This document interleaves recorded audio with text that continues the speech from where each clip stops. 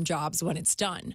We heard the same from Microsoft, the technology giant telling Fox Business that one of their typical data centers employs thousands of skilled tradespeople during construction. Think electricians, pipe fitters, steel workers, and then once it's done, they employ around 100 to 250 full-time employees per campus. These are jobs like engineer, HVAC specialist, security, and more. So from thousands to hundreds of jobs. For Fox on Tech, I'm Madison Allworth, Fox Business. The Point is KUSG, Hagåtña, Guam, 93.3 FM and 104.3 HD3. There's no new tip or witness. I'm Lisa Brady, Fox News. Federal officials say instead it's just diligence and months of sifting through existing evidence that led to the arrest of a suspect accused of planting pipe bombs in the nation's capital nearly 5 years ago. It was this administration, it was this president who made the decision that we were going to use all of our efforts to get it done, and get it done they did. D.C. U.S. Attorney Jeanine Pirro says 30-year-old Brian Cole Jr. of Woodbridge, Virginia, is charged with transporting an explosive device and attempted malicious destruction with explosive materials. The bombs were planted near Democratic and Republican National Committee headquarters on the eve of the Capitol riot and were found the next day. They did not explode. A closed-door briefing from members of Congress from the head of U.S. Special Operations Command, who oversaw the strike and second strike on a suspected drug boat off Venezuela. House Intelligence Committee ranking member Jim Himes of Connecticut praised Admiral Frank Bradley, saying he has a storied career and has earned his respect. But what I saw in that room was one of the most troubling things I've seen in my time in public service. He said after the first strike, video shows a second strike killing 2 survivors in the water, whom he says did not appear to have any means to continue their mission at that point. But Himes said in the DoD's own manual about abiding by the rules of armed conflict, The specific example given of an impermissible action is attacking a shipwreck. He said the admiral confirmed there was no kill them all order. Fox's Jessica Rosenthal. The Trump administration defends the strikes targeting drug traffickers as legal. Republican Congressman Rick Crawford, who chairs the House Intelligence Committee, accuses anyone calling the video troubling of playing politics, pointing to drone strike videos from the Obama administration. America is listening to Fox News. Celebrating the 176-year anniversary of American President Lines, APL is a trusted partner to the U.S. government and its military. Our U.S.-flagged vessels are proud to provide ocean transportation, logistics, and critical mission support worldwide, and most especially to our local partners right here on Guam and Saipan. APL has an extensive network that connects your shipping needs to anywhere in the world. The APL Guam team is dedicated and are here to help you. Call 588-4651 or visit apl.com. APL, global presence with a local home. In a world where the 2025 Nissan inventory must be moved, one team rises. The clearance team. The clearance team? What's that? We're the Nissan Guam clearance team, slashing prices on all 2025 vehicles. We even have models starting as low as $150 per paycheck. That's awesome. Let's do it. You're gonna love yourself a Nissan. Don't miss the model year-end clearance happening now at Nissan Guam. On approved credit, some conditions apply. See Nissan Guam for details. Key panel of vaccine advisors still has not made a decision on a shot currently given to newborns. The CDC's Advisory Committee on Immunization Practices is now conducting its 2-day meeting in Atlanta, where on the agenda is the matter of administering a hepatitis B vaccine to newborns, something the committee delayed dealing with their last meeting, saying they lacked needed data. Dr. Robert Malone is leading the meeting. When data are complete, we say so. When additional analysis is needed, we conduct it. When assumptions need to be revisited, we revisit them. We're not here to reach quick conclusions. We're here to reach accurate ones. The committee says special working groups were since created to further study hepatitis B vaccine in preparation for this meeting. Fox's Eben Brown. However, they ran into more confusion today, so a decision was pushed back again. The existing recommendation is a standard birth dose of hepatitis B vaccine for newborns. The proposed change would recommend it only for infants whose mothers test positive for Hep B or whose status is unknown.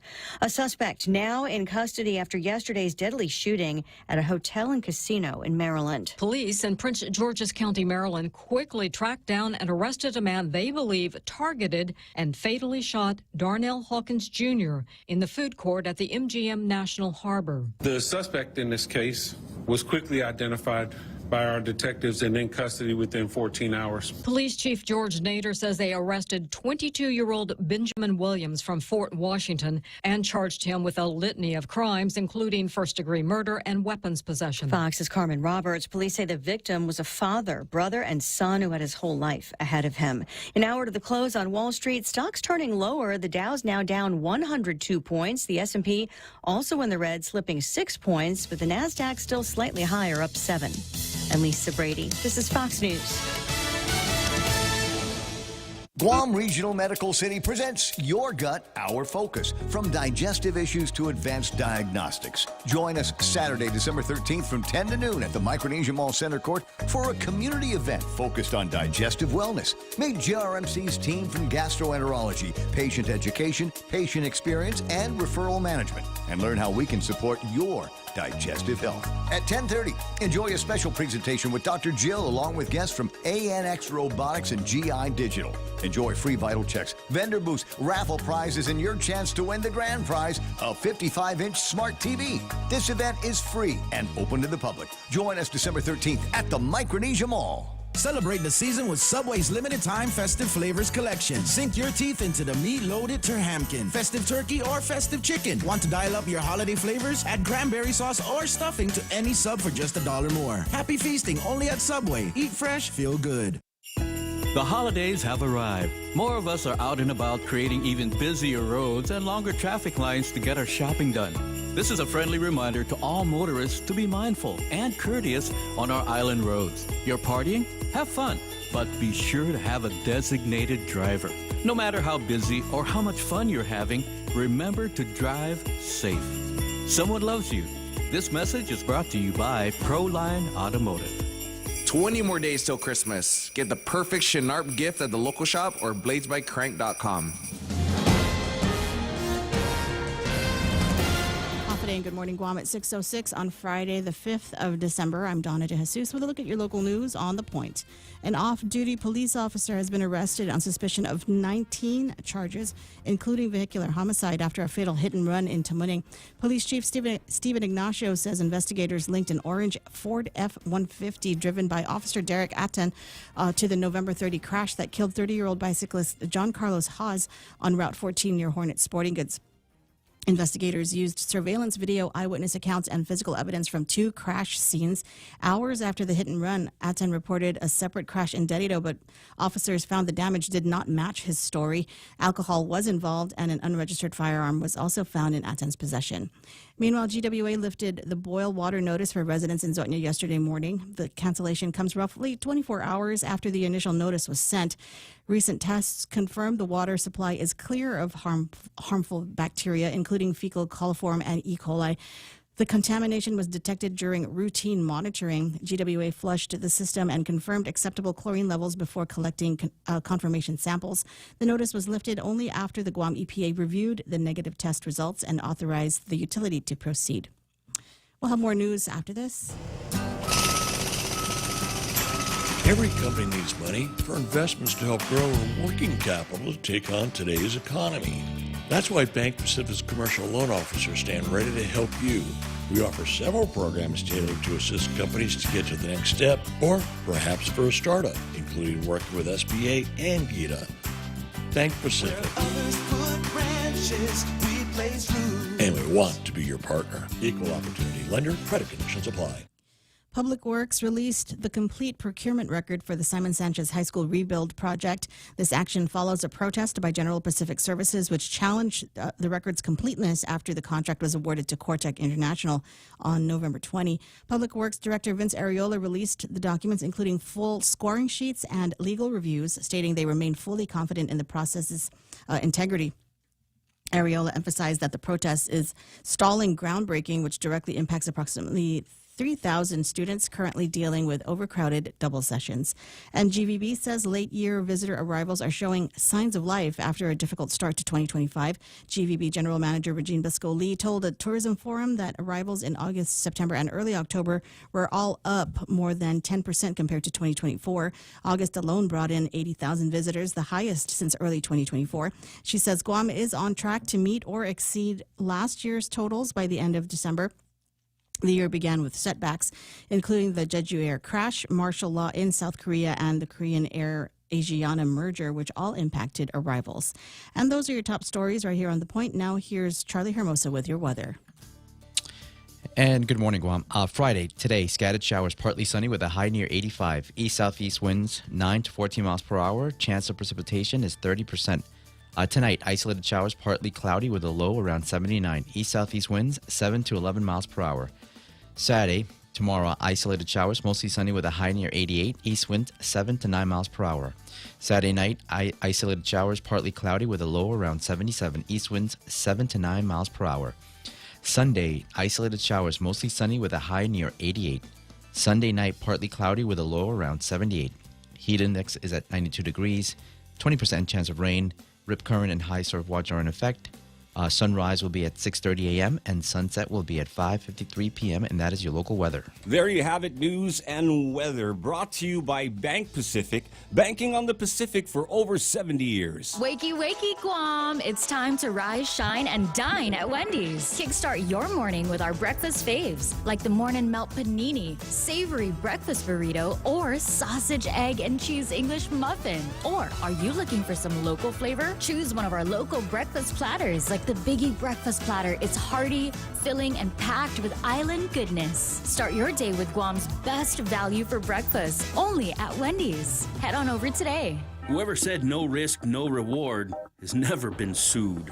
Hi, I'm Dave Silva from AB Risk Solutions, and our job for over 70 years has been to help businesses just like yours manage risk. Manage risk? We will never be able to totally eliminate the myriad of risks every business faces, but we can help you manage them and recover when disaster strikes. From mom and pop operations to high-rise hotels, we're the experts businesses have counted on for many years. Call me today at 777-2668 for a free risk review and consultation. AB Risk Solutions, formerly known as Aon. Portions of the Ray Gibson Show are brought to you by American President Lines, a global presence with a local home. The Ray Gibson Show featuring Charlie Hermosa is also brought to you by Take Care, our friends there and all their health care.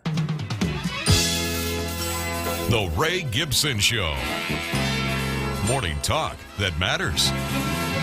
Call now, 888-TALK. That's 888-8255.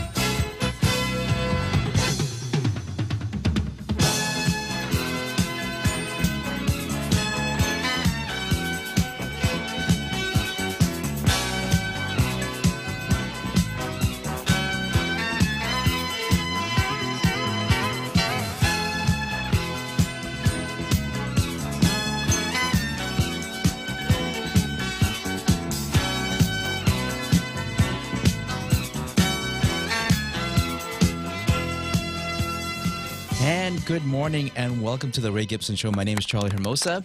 I will be sitting in for Ray while he is on his way to pick up Shelly. Yeah, why you look familiar? Good morning, Real Joe and Donna Good D. morning, man. You're the only guy that would take the show. We looked everywhere, bro. No, I know. I can tell. I know when I get those messages. I can see that the underlining. Your hands? Oh, please help us, Charlie. I can see the underlining, especially in the time. Way like to if step it's up, like, bro. Thanks, man. Like 01 in the morning, like, hey, listen, do you mind taking the show? You're like, it's like 3 hours away. What's going on? No, but great. It's always great to be here, and thank you so much for allowing me to sit in for Ray. And obviously, I was getting a couple of remarks saying that don't let Donna bully you around. So that's not going to happen today. Let me do it anyway. No, it's not gonna happen today. It's Friday. If you haven't died yet, you're not dead. All right. It's Friday. It hasn't killed you yet, man. It's Friday. Nothing. Even with a little bit of slight rain happening this morning, early in the morning, things are still moving forward. And it looks, based on the weather, it looks like we're looking at a good, favorable weekend. And, rolling into this weekend, Real Joe was saying that we're already getting pictures of this 100-mile benefit for autism being run by Shaq. Oh, yeah, the Shaq attack. The Shaq attack. It started this morning, and it looks like it started around 4 a.m., and he is going to be hitting the northern part. It started in Chamorro Village, and he's going to be hitting the northern part of the island today, and then on tomorrow and subsequently on Sunday as well. So yeah, there they are on the screen, bro. Yeah, you can see it bright and early. Is it Major or Colonel Joe? Man, I don't know. Oh, Colonel. Right, yeah. Colonel? Colonel? Is that corrected? Yes. And so, so if you do have an opportunity, and if you do have your running shoes, he did say in the past, he always welcomes people encouraging him and, or even just on the sidelines, waving and, just thanking him for what he's doing. And it's, and again, a great cause. Of course, bro. How many miles are you running with him, Charlie? I'm going to try to meet him up in more towards the finish line. Yeah, right. And near the end, the last 30 yards, we'll be there with you, Shaq. You know what? And I will tell you, so, right now we're actually finishing up a drone cleaning project we have up north in Jigo. And, going up the, so we have this rig, and it's where all the pumps are located. But it's a little bit of a step, so I was manning the pump yesterday, and I was up and down, up and down, up and down. Well, let me tell you, by midway through the day, my legs were shot. And yeah, you're toast, bro. And so I commented that to somebody, and I said, because they asked me, like, hey, how you doing? I'm like, my legs are a little hurting. And they came back with, hey, come on, Marine. And then I was like, uh-oh. Oh, you were reminded. I was reminded. Yeah. I was reminded. But yeah. So if you do have an opportunity to go out there and support Shaq, it would really mean a lot. And it looks like he does have a good running crew there and for the next couple of days. So, hopefully he gets the attention, and hopefully folks go out there and support from a monetary perspective and raise enough awareness and funds to be able to support this. I've had several conversations in regards to autism, right? Because, growing up, now looking back, I believe that possibly some of my classmates growing up might have been autistic, and we just didn't know what that was. Yeah. Any type of diagnosis, we didn't know what was the issue, and so now that we do.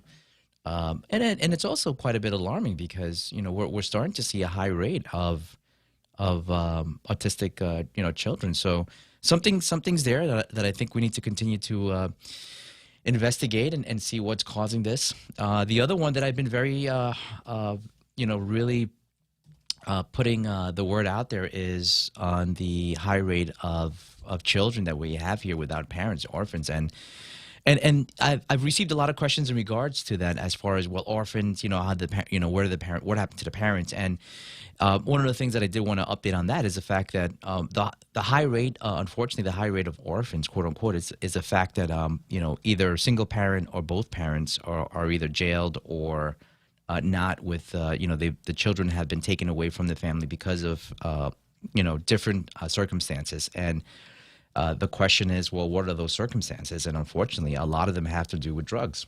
And so, peeling back the onion a little bit, we need to understand and accept the fact that we do have a serious crisis here on island. I think one out of 70 children right now are considered orphans. And then when you start looking to that, you have to understand that the system, it wasn't set up to be able to handle over 726 children. So foster homes, foster parents, social workers, everybody that's involved, they're doing everything they can to be able to minimize this impact. But again, it starts at home, and it starts with being able to understand and see that drugs is really really taking a toll, not just with individuals, but the entire family.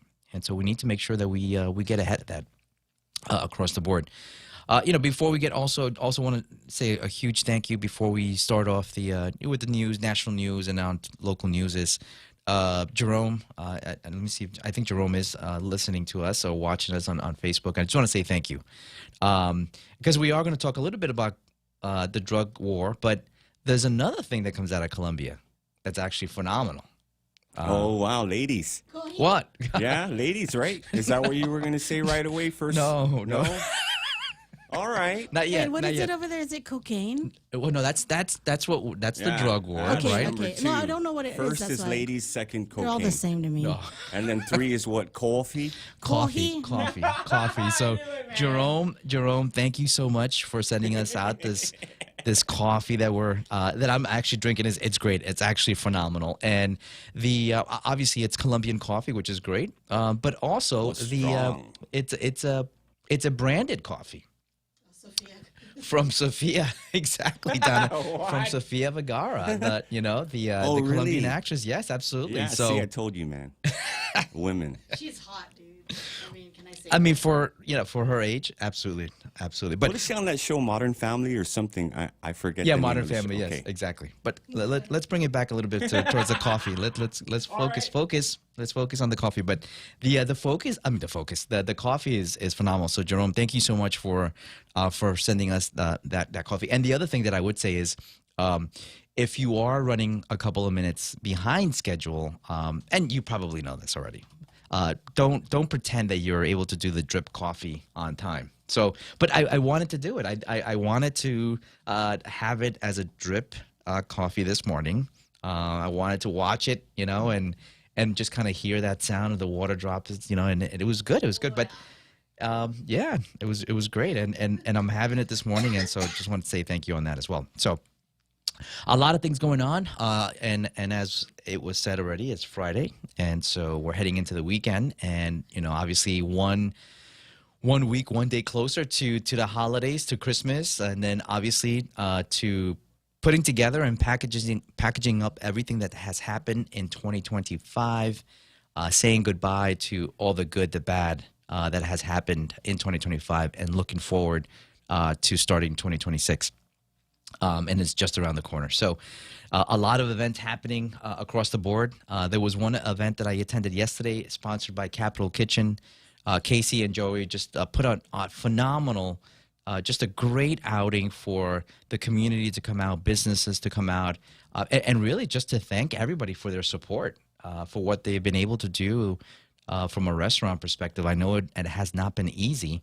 But it was their way to say thank you to the community for coming out and supporting them, and the spread was great. I mean, I was again, I thought I was early, but I was late. By things started at 5, but I got there on 5:45, almost 6, and a long line. But the food never ended. The drinks were flowing, and so the conversations were just drinks. Yeah, yeah, I mean, it doesn't. Not everything has alcohol, Donna. Oh, here we go. Now she's starting already. She's starting already. So, but yeah, beer over here, bro. but it led to a lot of great conversations, and I love the opportunity to have these conversations with folks that are super busy, and sometimes we'll come across in the chamber meetings, and we'll have an opportunity to talk when it's all said and done on Wednesdays. But in this environment, you were able just to you had folks from all the agencies, and if you wanted to talk things about the airport, you had the folks there. If you wanted to talk things about tourism, GVB was there. A lot of great businesses were there, and again, just a lot of great discussions. Obviously, the main discussion is always the state of the economy. What are we doing to revive tourism, and there was one conversation that was pretty interesting, because I actually and again, this is my opinion. This is take it for what it's worth.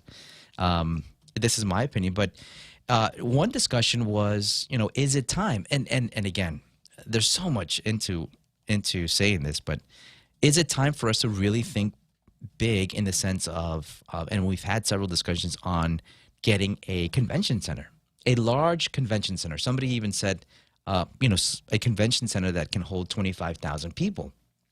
And as soon as he said that, I completely agreed. I said it's time, and I think we need to look at things like that, where the bigger picture, being able to host something in that magnitude, is really going to do us well because it doesn't take away from the landscape. The other question is, where could we put a facility like that? Where can we put a convention center? And we definitely were looking at different opportunities, even as close as to Mooning in the old hospital grounds, and how that will look like in the logistics. With the Greyhound area serving as a parking lot, people walking up towards the convention center. I mean, I've seen it. I've been to other areas where you do have to walk quite a bit, but people do it.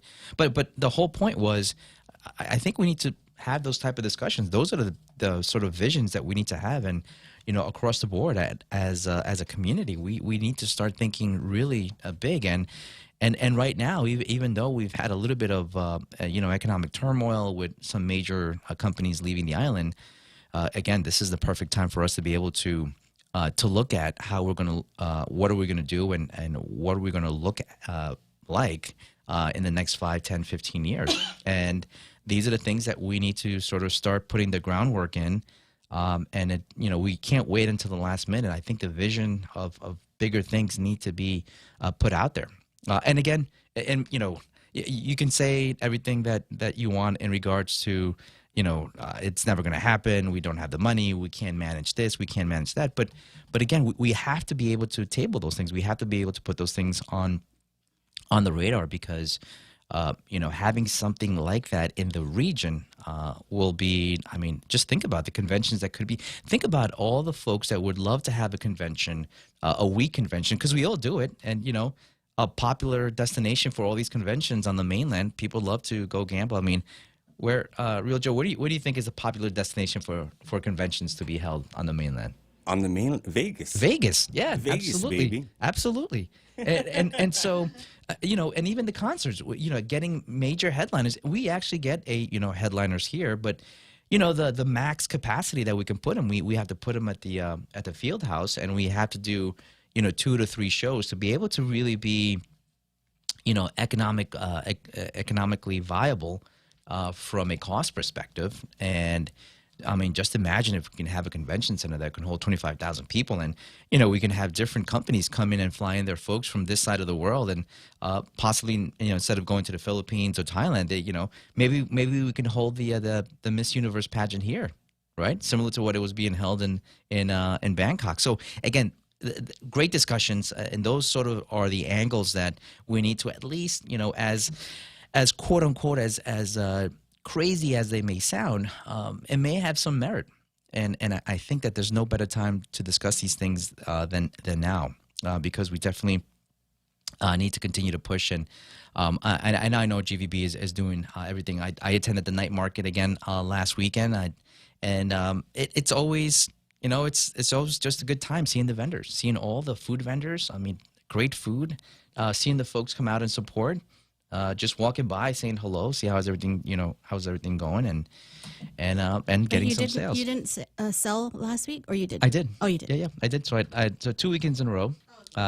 So good sales on the first day, and then some decent sales on the second day. And as one of the things that we had put out there was that we are going to donate a portion of that to Harvest House.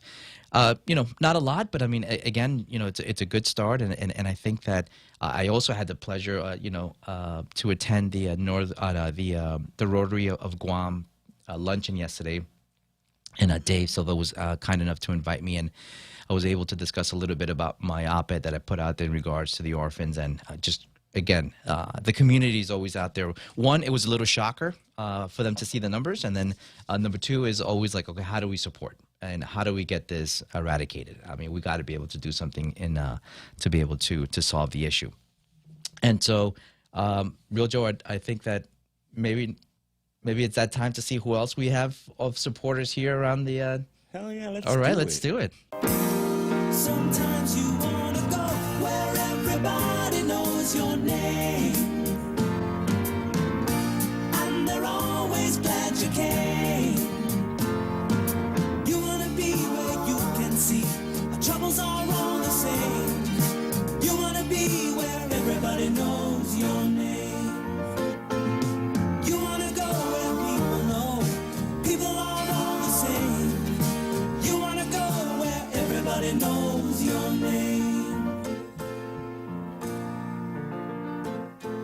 Okay, and thank you so much for joining us on this Friday. And at least on my side, at least on my listing, is, we have Auntie Bennett Lujan. Thank you so much. Viva Betness. Yeah, absolutely. Absolutely. And then again, Real Joe, I don't think we've seen the last of. Tony and Annette, Ada, good morning, and thank you so much for joining us. Peter Santos says good morning. Yes.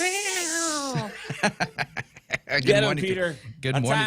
Attack. No, come on. It's only 6:30 right now. He's sipping his coffee. Yeah, he's laughing. sipping his coffee, and he's getting right ready. now. He's Shut up, Joe. He's loading up. Alicia Duenas, good morning. Everyone is strong with Eric Chong. Eric, thank you so much for joining us. Mugwimp, thank you. Let's see. We have Jesse Pareda, good morning. Ken Augustin, good morning. Jerome McDonald says thank you so much. Thank you so much for joining us. And Ben Servino, I was actually having a very good discussion in regards to transportation, and beyond the conversation that you and I had, Ben. It's a real, it's an opportunity, and we need to continue to promote these private businesses that are providing transportation services, and Ben is doing that for our veterans, and I think that needs to continue to expand. And so we got to take a look at that as well, especially emerging the South with the folks not being able to come up. John Coleman, good morning. John Barcinas, good morning there. Joseph Dezon, good morning. Let me see. Henry Magalonia, good morning. See who else is playing with us today. Let me see. Jordan McDonald says, no, Columbus is known for his famous 100% pure Cuban coffee. All right. Coffee. John Coleman says, Charlie, how do you get those cheeks do shined? I haven't been able to shave that close.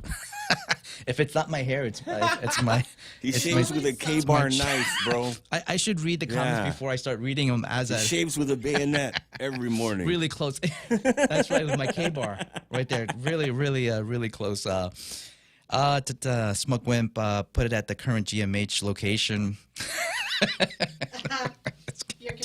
The convention center. Yes, absolutely. Thank you. Let me see what else. Toto Guau, let me see, he's watching. Good morning, Bennett. Let's see anybody else. Eddie Cruz.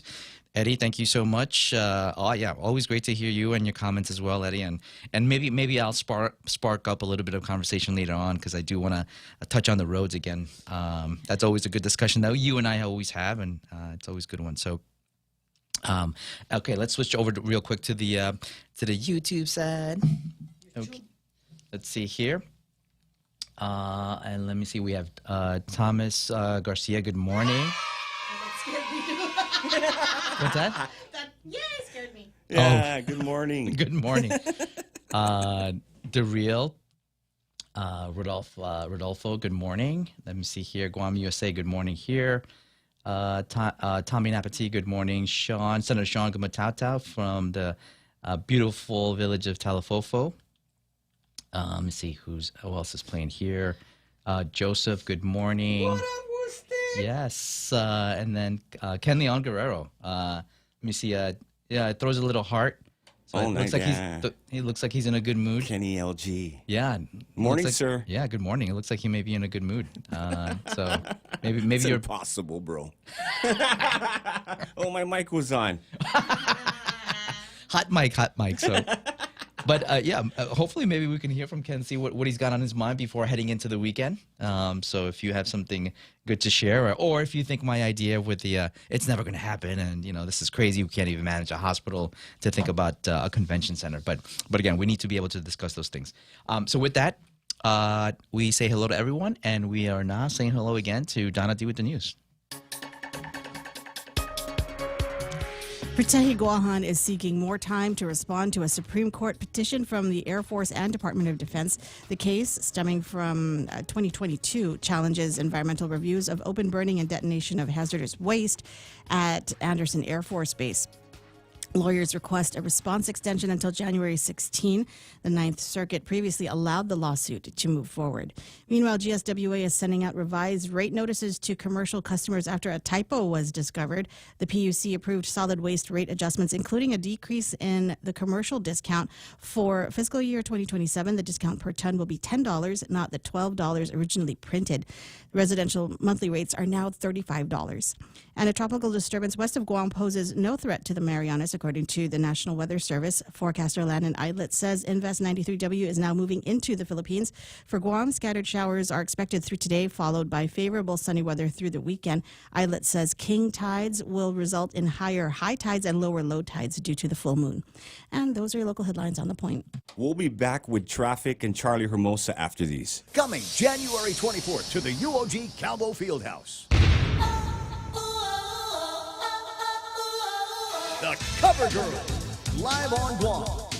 Angel, the original cover girl, and her iconic voice, singing all their hits like Because of You, Promise Me, Inside Out, and Show Me. Joining them on stage, the queen of dance, EDM, and freestyle, Shannon.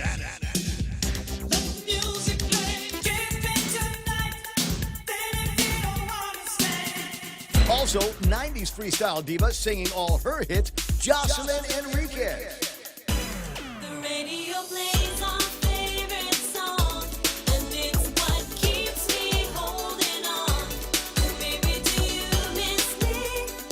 Brought to you by Choice Broadcasting, Trivision Media, and Cherry Media. This is a Jams Media show you don't want to miss.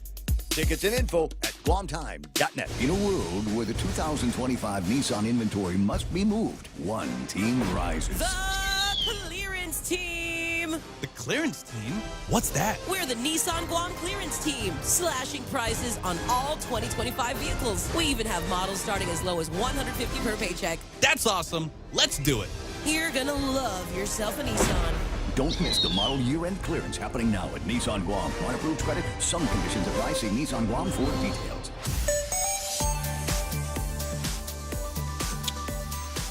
Okay, and this is our first look at traffic.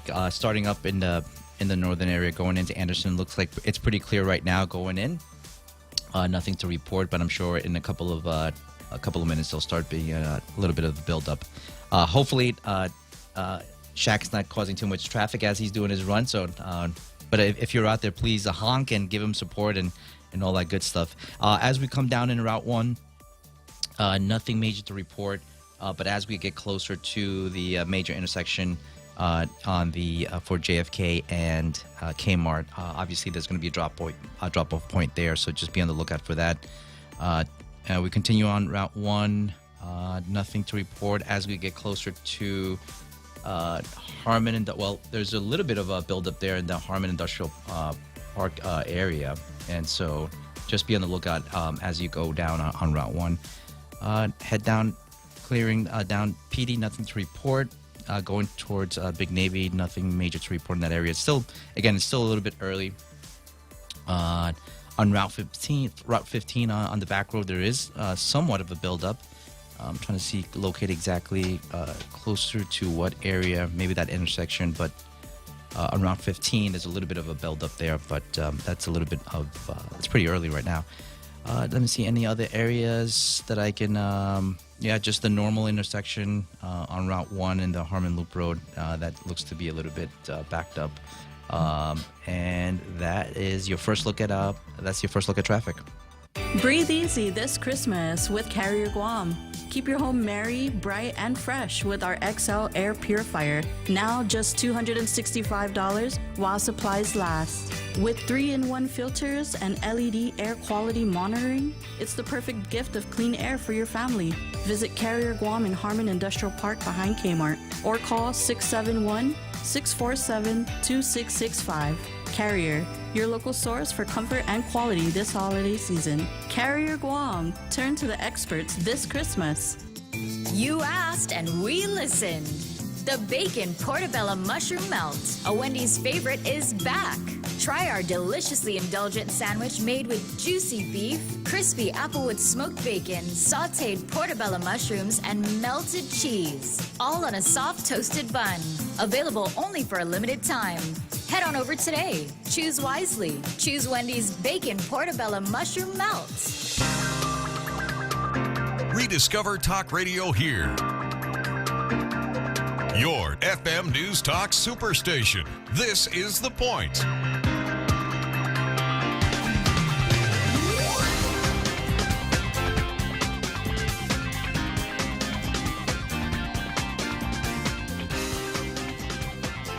So a lot of things going on the Hey, national Charlie. side. Yes. Could I bug you for a second, man? Yes, bug me all the way. I forgot to tell you that portions of the Ray Gibson Show are brought to you by the Medical City in Ortigas, Philippines. So if you want to go to the Medical City, you need to get your referral.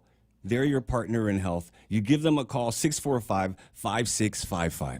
Thank you, Medical City. Thanks, Yeah, Charlie. thank you very much. Yeah, absolutely. bug away. I Bug away. forgot, dude.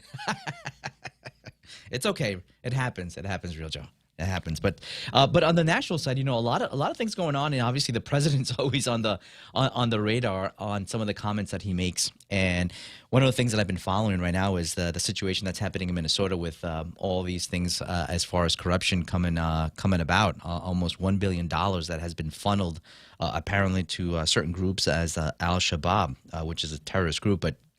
Oh, wow, the Somalians. Oh, the Somalians, yes, Right. yes, and that's critical. But the thing that I wanted to talk about was I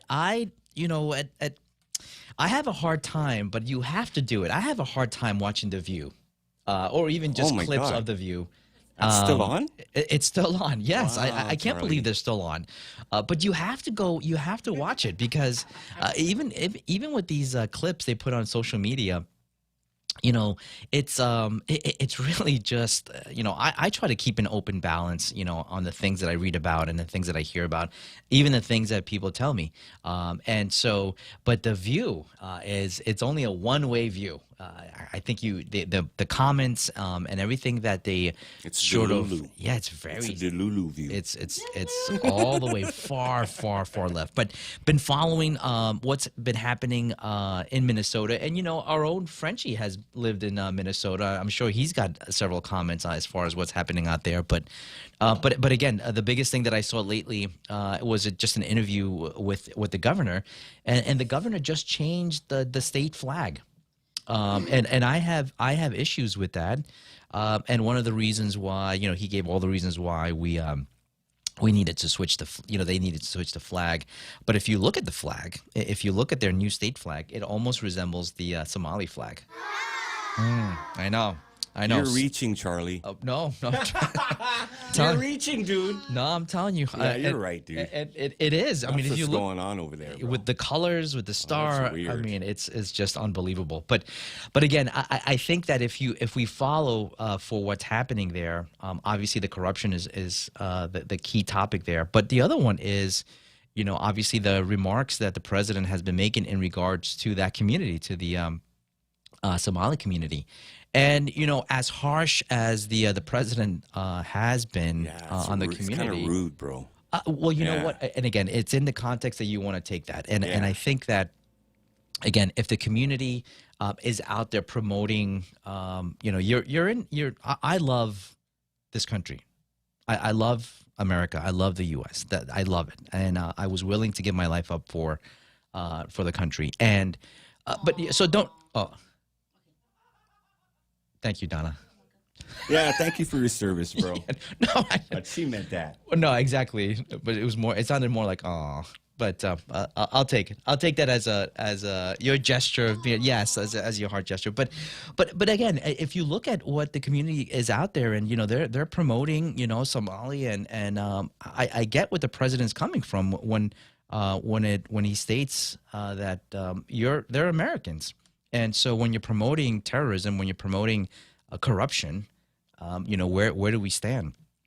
And so, or how do we allow that to happen? How do we allow that? And I pose this question because, we know, how do we allow $1 billion to kind of just slip away and not understand? It's too easy, bro. Too easy. We know how to do it here. I just don't do it because if I do it, I'll go to jail. Oh, I mean, certain people do it. you would don't think, slide right? around. No, you would think so.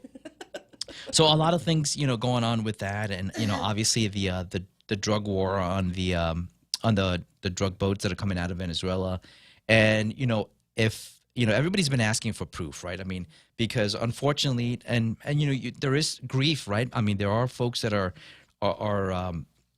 dying because they're drug smugglers, and they've been warned, and the families, they're different from different countries. You have Colombia, you have Ecuador, Venezuela. The families are coming out, and Yep, they that's say, their livelihood, dude. Well, they were like, hey, listen, they were just fishermen going out there fishing, and they got killed by the U.S. and you got to take a little bit of you got to you got to take a time out and say, wait, time out, ma'am, your son was a drug dealer. And he knew what the consequences were, and so, but everybody's been asking for this proof. Like, how do you know these boats were drug boats? Like, how do we know that? Yeah, they want a sample, Yeah, Charlie. They want a sample of that powder, white lobster. Put it right above your lip Yeah, a little you bit. can see it from the sky, man. Or have a little They've bit. got bundles of drugs. Or have I mean, fish when fish get blown up, don't create this white right. smoke Here's a plume big like this plume. And so, but again, I'm laughing in the sense of what we're talking about the drugs, but in the sense of I'm not talking about the people dying, but they know the consequences of being able to do these things. And these boats that had these mega motors, right? I mean, what fishing boats try to outrun? Like, I mean, are you going after schools of like dolphins or something that are like swimming extremely fast? But again, there is a news clip and video of reporters going down to Venezuela, and actually they've been shown some of the boats that have been seized. Now, boats that have not they haven't departed Venezuela, but they were seized actually. And I mean, the evidence is right there. I mean, the evidence is there of what they've been carrying and how much tons of pure cocaine are on these boats, and you know where they're headed. They're heading to our shores, and we were just talking about how the drug epidemic here locally is destroying our communities, and so at some point we have to be able to take a position and a stance as far as how we're going to tackle this.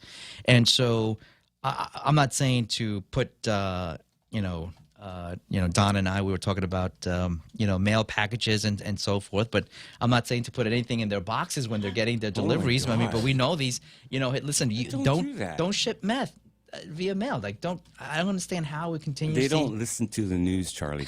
So they have no idea how much is getting caught, and that, either that or they might, I agree. So, but we have to take an aggressive stance on the drug epidemic that is happening here on the island, and so drastic measures, right, that we're taking, and so depending on what your opinion is on what's happening with the drug war that we have down in the Caribbean, there's so many different stories that are coming out there. So that's happening. Politically, obviously, the Republican Party is getting we had a couple of wins this week, but not by large points, which has been a concern with the National Republican Party, as saying, areas that the president won by, 23, 24, 25 points were just the Republican Party's, other Republicans are winning by 9 to 10 points, which is a drastic drop. So heading into the midterms, it's going to be telling.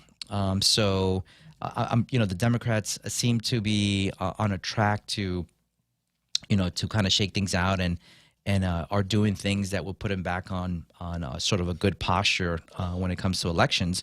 The Republicans, we need to take note of that, and obviously we need the midterms are going to be very important. We also have some rolling into. We have 2 or 3 more weeks into 2025, and then January 1, 2026. And I will tell you, that's going to be full-blown election time period here locally. I think that for the elections that are going to happen here, it's a pivotal moment, because we're reaching so many crossroads right now as far as which direction the island is going to head towards. I mean, there's so many things that are on the table now, and so from new senators are going to be running. Obviously, gubernatorial runs that are going to happen. I would say, Tony and EJ have been out there in the forefront. All right. I mean, they've been out there and, they have their signs up and, what's early, what's too early. And I think they need to get out. And I'll tell you, they're definitely walking their beat. I mean, they're making it, they're making their rounds and going out. So it will be interesting to see exactly who else kind of throws their hat into the ring. But again, I think it's going to be very pivotal, and I think we need to ensure that we take the opportunity, and we're going to continue to promote for people to go out there and vote, right? And so, obviously, from where I stand, I want this red wave to continue to happen, and we want to have the supermajority, and we obviously want to have a Republican governor in place, and so we want to be able to push that. I think that it's very needed, it's very critical. Again, and we were having great discussions at the Rotary luncheon yesterday, and there was a lot of discussions on what was done in the past, in the other administrations, and what has happened to the different task force that were there, in task force that were created for combating, let's say, the drugs and orphans and all these situations that we're having here. The beautification task force, it's really unfortunate. I see no action, absolutely no action. So I don't know exactly who. I know the lieutenant governor is in charge of that, but we're not seeing anything. We're just starting to see more graffiti coming up, more vandalism going up, and obviously I would love to see the data, because the death rates on the roads are they've climbed, and so. Those are the things that we need, road safety, and making sure that, we're able to see at night when it rains, and we're able to see the markers when we're driving. So a lot of things happening. And again, those are the things that as we roll into 2026, has to be on everybody's agenda to ensure that, again, we go out there and vote, and we get the people that need to be in place in order to move our island forward. And so, again, continue on with discussions. I'll throw something out to you, Real Joe, and I'm gonna sort of deviate away from serious talk, but and why does that involve me? Well, because I'm gonna ask you a question, and it's more of a personal. Talk. It's a personal question. It's gonna be a personal question. So. I had a great opportunity to meet Hank yesterday, and other folks at the Capital Kitchen event as well. But some folks that I've actually never met. I mean, they know of me, or they've heard me on the radio in the past. Yeah. I know the look they give me. So my question to you, Joe, is if you had never seen me before, and you just kind of heard me on the radio or on the phone, and would you think that I'm tall? No. What? No, man. What? I think you're larger than life. You're twice as beautiful. No, that's not. Come on. I have an image to maintain. Dude, here. everybody on the radio sounds tall, yeah. man. Well, so it's funny because I'll meet folks, and they'll be like, oh, now, and I'm like, and in my mind, I'm like, I know. You probably thought I was a little bit taller, but. And it actually used to happen all the time. Dude, you're not Charlie Hermosa. Come on, man. And that used to happen a lot. And I actually, when I did presentations back on the mainland, I on business presentations, I would always be like, I know. You probably thought I was a lot taller. You're like 5'12"? Just tell them, I'm 5'12", man. Almost, right? I was recruited by the national basketball team here locally. Yeah, I was recruited. See, because you can move, man. You can move. But in talking about the national basketball, did you have an opportunity to see any of the games? I saw. I wasn't able to watch. I didn't because of the hours. Ray did. Ray took the tickets, bro. Ray took the tickets. He didn't take me, bro. He always takes the tickets. Dude. He got the good seats. No, he did. But I was able to watch it online, and then I was able to rewatch some of the clips. And again, I think that the opportunity there is really for us to be able to be part of the show, And this is, and every time we participate in these type of tournaments just kind of puts it at another level. And we got to continue to beat that rock, and we're going to get that win. And the reason why I bring this up is because right now I believe this week they're going to do the FIFA final draw for all the soccer teams. Here we go. That made it, but one of them is Curacao, right? Yeah, Curacao made it. So they're an island of 160 people. 160,000 people. It's all about the work, Charlie. But I They will work say hard. Yeah. it can happen. Yeah. It can definitely happen. And so again, it's just that mindset that we got to continue to push, and any opportunity that we have to get in that world stage, we got to take it. We got to take it. And so at some point, we're going to get that win, and we're going to advance, and at one point we're going to make it to the basketball world World Cup and championship. So it's going to happen.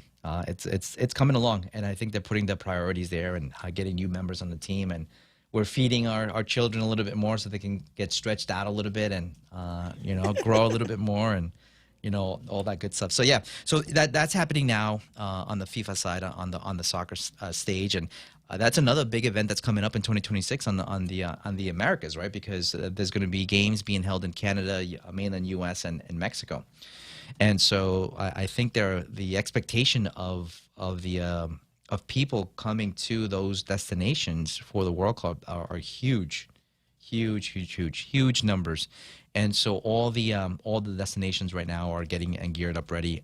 One of the things that they're critically keeping an eye on is the transportation, because anytime you get an influx of people, you're definitely going to test your transportation system. It could strain it.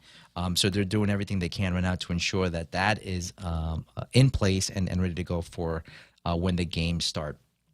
And so have you ever followed soccer, Real Joe, or Donna? Only my kid's soccer. Oh, yes. Yeah, I'm the biggest fan of Ronaldo, the Orange Crushers. The Ronaldo. Yeah. I mean, he's a future Ronaldo. He likes Ronaldo. He likes Messi. Oh, yeah. Really? Number 10. He likes them both. Number 10, yeah. And so, and that's, hopefully we'll continue with those type of programs where we're building up the future. I mean, in soccer and baseball. It was a really unfortunate. I mean, I know the kids went out and gave it all they had on the last Little League that they had a couple of games here. I think either under 15 or under 14, and they're giving it all their best effort. And but I believe they came up a little bit short. But we got to continue with those programs. We got to continue to invest in the infrastructure. And what we mean by that is making sure that we have good playing soccer fields. We do have basketball courts around all our villages that are people can actually play. And a lot of the new sort of sports complex that these villages are putting up, they're designed to be able to, again, so have that the ability to have these games and they're covered, which is great. So if it does rain or if it is too hot, you could actually be indoors and covered. So infrastructure is huge. Baseball fields, soccer fields. I know the basketball, it has a good training facility, and it's going to continue to grow. And, those are the things that we need to continue to support. And Real Joe, how old is your son? 7. 7? Yeah. All right. I mean, and does he... Well, yeah, it's like becoming the sports capital here on Guam. It can if be. they build more, build more stuff, and that could be our next tourism draw. Well, I mean... Is that we're the sports center of Asia. I mean, if we look back and about the teams during the winter, right? The Japanese teams, Korean teams coming here and training during their winter. It was that was something that it was everybody looked forward to, and it was a great sort of hit. So yeah, absolutely, sports could be a huge thing for us, but we got to be able to have the facilities and the infrastructure to be able to support that. I mean, that's where it all goes down. So. If we are looking at different ways to capitalize on bringing in tourism or what type of tourism, sports is always a good way. And then obviously that big discussion in regards to the casino, and we'll talk about that a little bit later on. But because I'm on the fence because one day because you're a gambler. Well, I don't mind putting. I'm just saying that because you're a businessman. I don't mind. And business people take gambles. Take risks. They take risks. Yeah. Absolutely. I I will, if I have the opportunity, if I'm in Vegas, for some type of conference, I'll put some money down. I do the roulette and always number 13. And so, but again, lucky number 13. 13 is my number. But again, I think, there's the pros and cons, and I've had good discussions from people that are in favor, good discussions that people are against. And so I'm sort of like in the middle because, we want to be able to, it's not easy. It's going to be a risk. I only want extreme gambling. And what is that? In what sense? Bingo. Yeah. Bingo for the ladies. Bingo and for the the older ladies. dudes that just want to get together and hang out and possibly win some dough. Well, I mean, they would That's make, the only kind of gambling they I would like. make a lot of money. Bingos, I mean, if you look at how much money they used to make, it was quite a bit, and it's something for everybody to kind of get together and go out, and it's part of sort of the everyday, after you retire, or if you just want to go out there and play. But again, I'm on the middle. I mean, I hear both sides, and it's not going to be an easy decision. It's really not. We're going to have to flesh it out, table it, but we're going to have to do something. And so we shouldn't just say no. We're not going to do the casino, and at the same time, we shouldn't just say yes. We're going to do the casino. But I think it's something that we should continue to discuss. And also, Jeff, thank you so much for sending us this amazing shots. They're always great to sort of wake up and see those pictures in the morning. And hopefully I will see you on Sunday on Half Hour. It's always an amazing podcast that Jeff has and Dr. Akamoto put on together. So thank you for allowing me to participate with that as well. And so with that, we're going to take a quick break, and we will be back with The Ray Gibson Show. The Point is KUSG, Hagåtña, Guam, 93.3 FM and 104.3 HD3. Accountability begins now. I'm Lisa Brady, Fox News. That message from federal investigators now that a suspect is in custody nearly 5 years after surveillance footage showed someone planting pipe bombs near Democrat and Republican Party headquarters in D.C.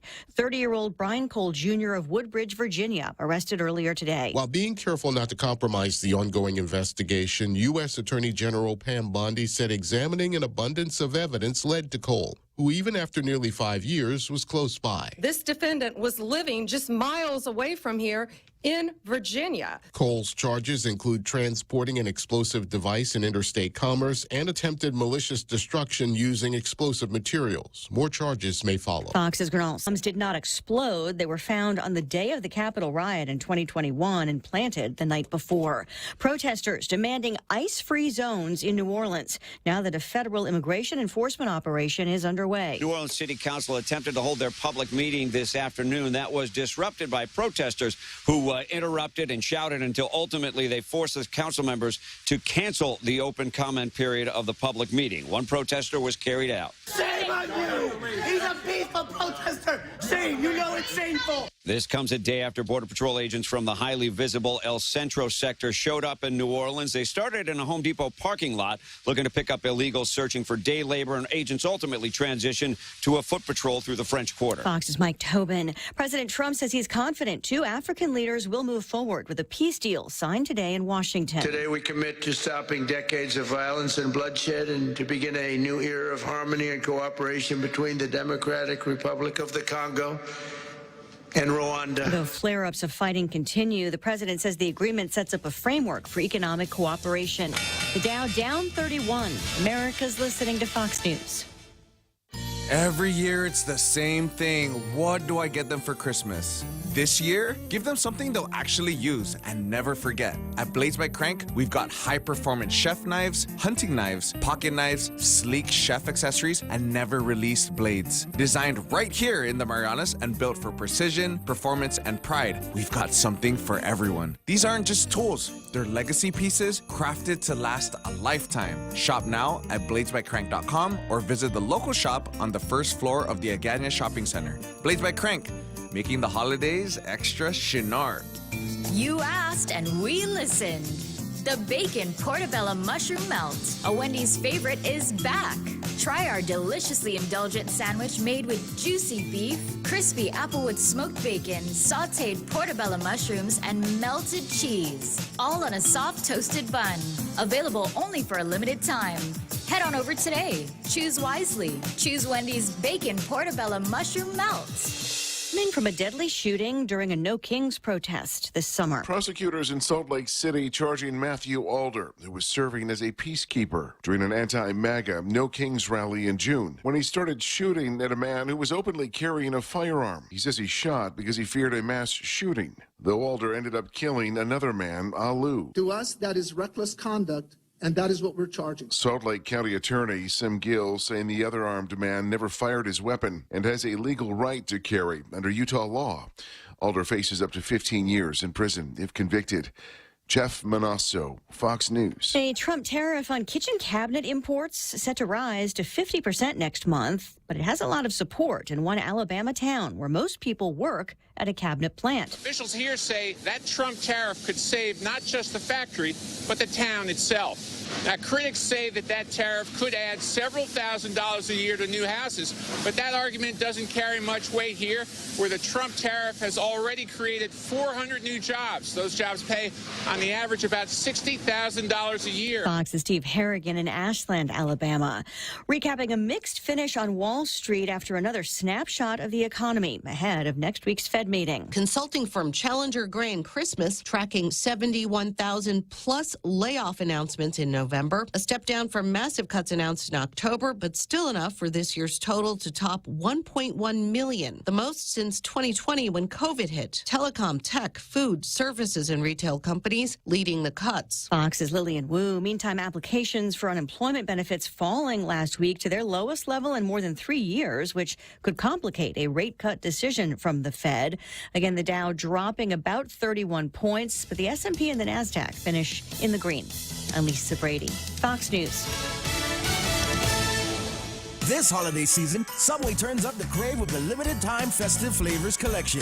A lineup of 3 bold sub rings in beloved holiday flavors in handhelds with Subway's extra festive stuffing and cranberry sauce. Take a bite on the wild side with the Turhampton, oven roasted turkey, ham, tender rotisserie style chicken layered with Monterey cheddar, herb stuffing, onion, sweet cranberry sauce, and mayo. Served on hearty multigrain bread. Or set the Friendsgiving feast abuzz with the festive turkey and the festive chicken. Put a fresh twist on holiday feasting. Only at Subway. Eat fresh, feel good.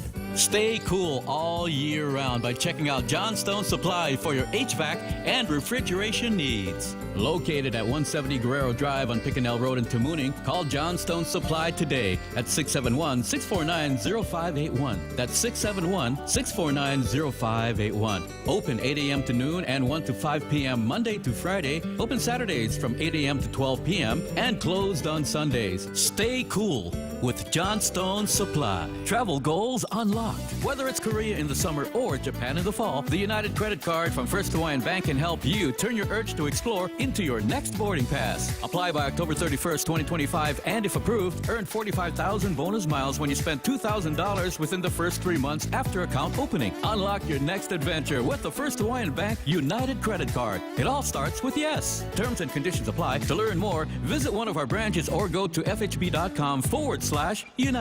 20 days till Christmas. This Christmas countdown is brought to you by Carrier Guam. Daily savings on all our high wall units, both Carrier and Toshiba splits.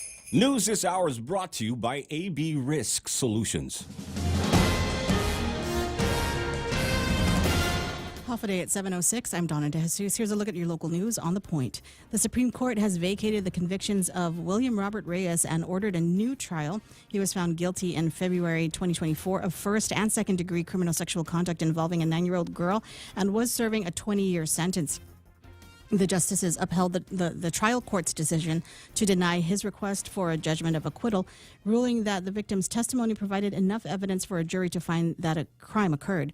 But the court ruled that the trial judge made an error by allowing prosecutors to question Reyes about decades-old accusations that never resulted in convictions. The court says the mistake was not harmless. Meanwhile, the average customer power bill is expected to increase by about $8 starting on New Year's Day. The CCU unanimously voted to let GPA pursue the new rate structure. GPA plans to reduce the LEAC, but simultaneously raise the base rate to cover the cost of the new Ukudu power plant. For a customer using 1,000 kilowatt hours, the monthly bill would rise to about $261. GPA needs final approval from the PUC by December 22. GPA management noted that the current bill is already about $109 lower than it was this past January. More news after this. Whoever said no risk, no reward has never been sued. Hi, I'm Dave Silva from AB Risk Solutions, and our job for over 70 years has been to help businesses just like yours manage risk. Manage risk? We will never be able to totally eliminate the myriad of risks every business faces, but we can help you manage them and recover when disaster strikes. From mom and pop operations to high-rise hotels, we're the experts businesses have counted on for many years. Call me today at 777-2668 for a free risk review and consultation. AB Risk Solutions, formerly known as Aon. A bill creating a lifetime teacher certification for educators with at least 25 years of experience is moving forward in the legislature. Bill 199, introduced by Senator Vince Borja, was debated in session yesterday. Borja says the measure honors veteran teachers while keeping standards in place. The bill requires continued evaluation under the Professional Teacher Evaluation Program and ongoing professional development. It also requires teachers to report to the Guam Commission for Educator Certification, although an amendment by Senator Tina Munoz Barnes extends the reporting period from every 5 years to every 10 years. The bill is expected to go to a vote after the current session. And Japanese and Korean tourists are giving Guam high marks, with recent surveys showing average ratings of just over 8 out of 10. More than 2,100 visitors from Korea and 1,500 from Japan took part in the surveys. Nearly half of Japanese visitors rated Guam a perfect 10, while about 37% of Koreans did the same. Friendliness of locals and staff earned the highest scores, near or above 9. The lowest scores went to parks, road conditions, and transportation. GBB says it has about $800,000 budgeted in fiscal year 2026 for destination upkeep, including tree trimming, painting medians, and other improvements. And those were your top stories. Back to Charlie Hermosa with weather. Today, scattered showers, partly sunny with a high near 85. East-southeast winds 9 to 14 miles per hour. Chance of precipitation is at 30%. Tonight, isolated showers, partly cloudy with a low around 79. East-southeast winds 7 to 11 miles per hour. Saturday, isolated showers, mostly sunny with a high near 88. East winds 7 to 9 miles per hour. Saturday night, isolated showers, partly cloudy with a low around 77. East winds 7 to 9 miles per hour. Sunday, isolated showers, mostly sunny with a high near 88. Sunday night, partly cloudy with a low around 78. Heat index is at 92 degrees, 20% chance of rain. Rip currents and high surf watch are in effect. Sunrise was at 6:30 a.m. and sunset will be at 5:53 p.m. And that is your local weather.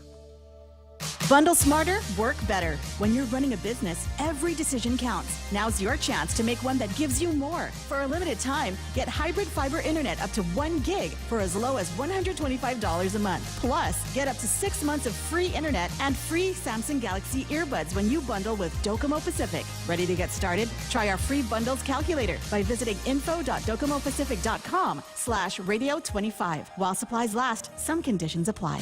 Burger King's Double Cheeseburger line is here. The Classic Double, Bacon Double, and Rodeo Double. The Classic features 2 flame-grilled beef topped with pickles, ketchup, mustard, and melty American cheese on a warm sesame seed bun. The Bacon with pickles, ketchup, mustard, melty American cheese, and crispy savory bacon. And the Rodeo, filled with the melty American cheese, tangy barbecue sauce, and onion rings, making a meal with cheesy tots and a refreshing Coca-Cola. BK's new Double Cheeseburgers. Available for a limited time only at BK. You rule. Portions of the Ray Gibson Show featuring Charlie Hermosa are brought to you by American President Lines, a global presence with a local home, and our friends Kim and Ron and their wonderful team at Security Title.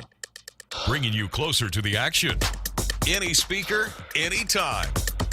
Watch and listen live on ThePOINT.gu.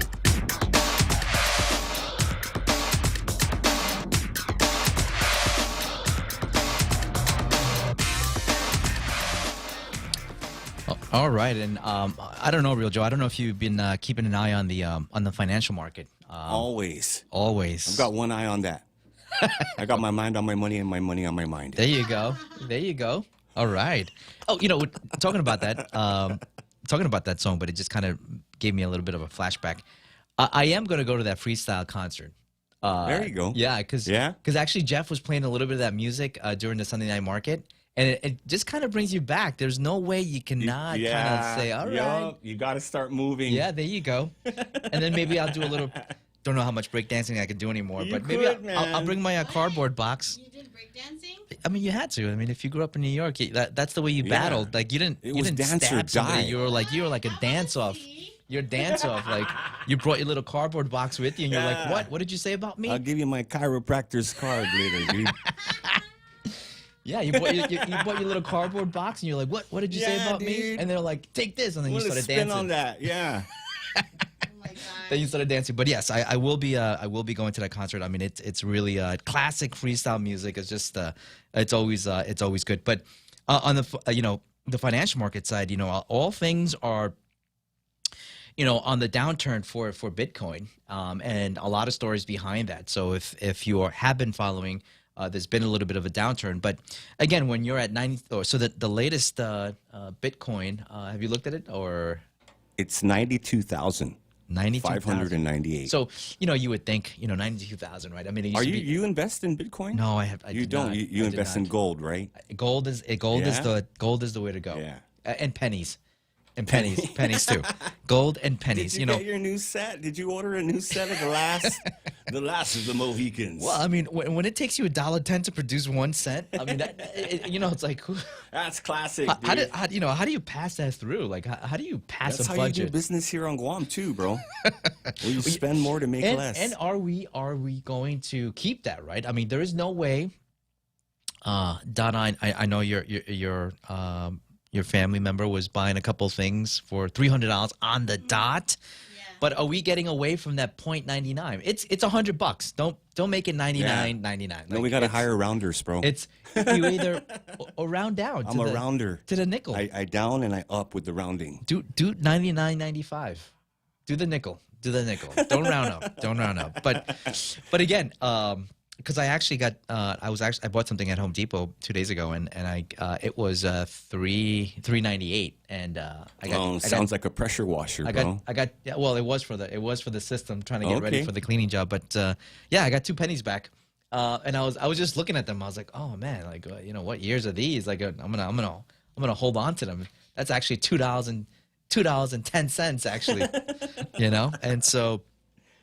But yeah, I mean, all things, unfortunately, crazy story. I was actually at a conference in 2012, when the Bit company was the folks that were part of the initial launch were explaining exactly what Bitcoin was. And at that point, if you wanted to invest in a Bitcoin, I want to say it was about I think it was like $300 for 1 Bitcoin.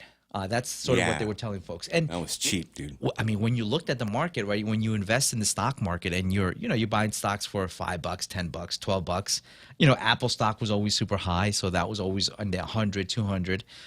So 300 was a little bit steep. And I was like, man, I don't know. But conceptually, I understood exactly what Bitcoin was going to do, but I never really invested. So you know what you should invest in? What? Deep sea underwater mining drones.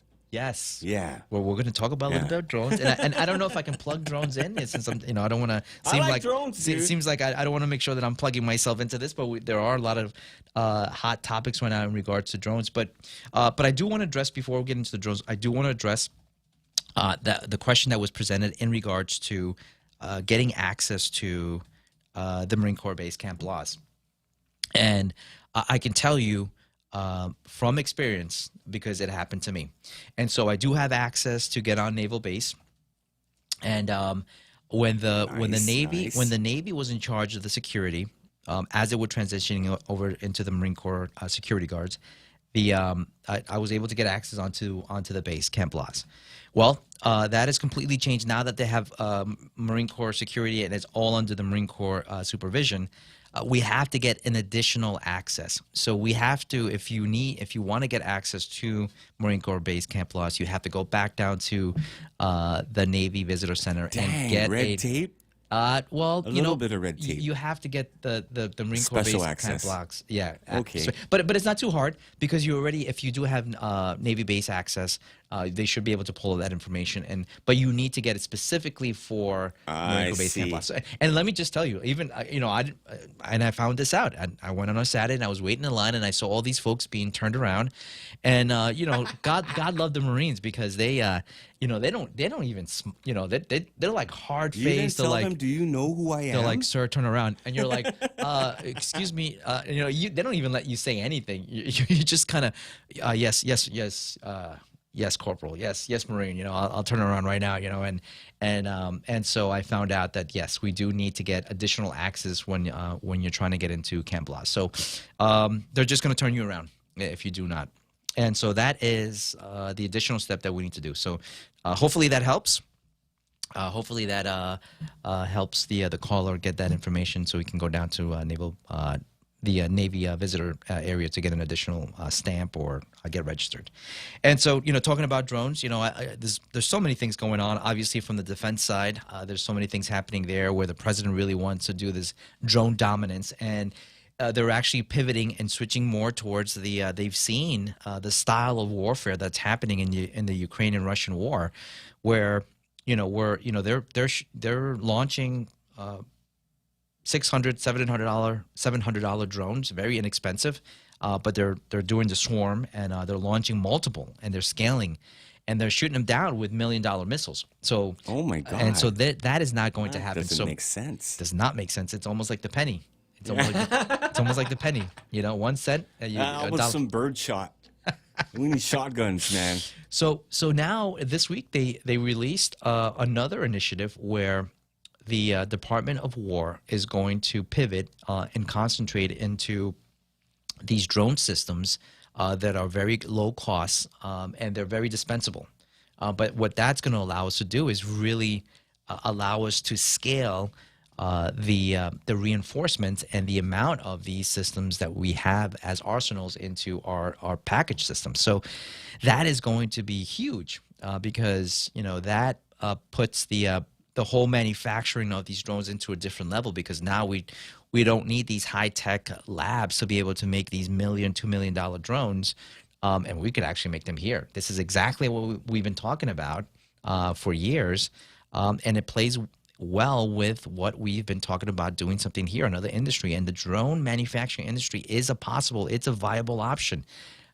Just if you had the opportunity to go out there and read exactly what that means with the message that was sent out by the Secretary of War, we can scale it here. We can definitely scale it here. And so hopefully from the powers that be, we can push this up, make it an agenda item, and see what we can do from getting support and getting companies here to set up shop, and off we go. Off we go. And so the other part on the drone, I was just reading an interesting article in regards to drones creating these what they call cloud seeding. And what these cloud seeding drones do is create rain. And they're using these drones to be able to create rain in areas that have droughts. And so just interesting. If you have an opportunity to go out there and read, it's just very fascinating to see the evolution of this drone industry and where it's going. And the flying taxis are coming. I said it 2 years ago. Here we go. The flying taxis are coming. They've been blessed. And so, it's a matter of time before we start seeing them here and we get them. So we do have a caller? You have a caller. All right. Absolutely. Who do we have?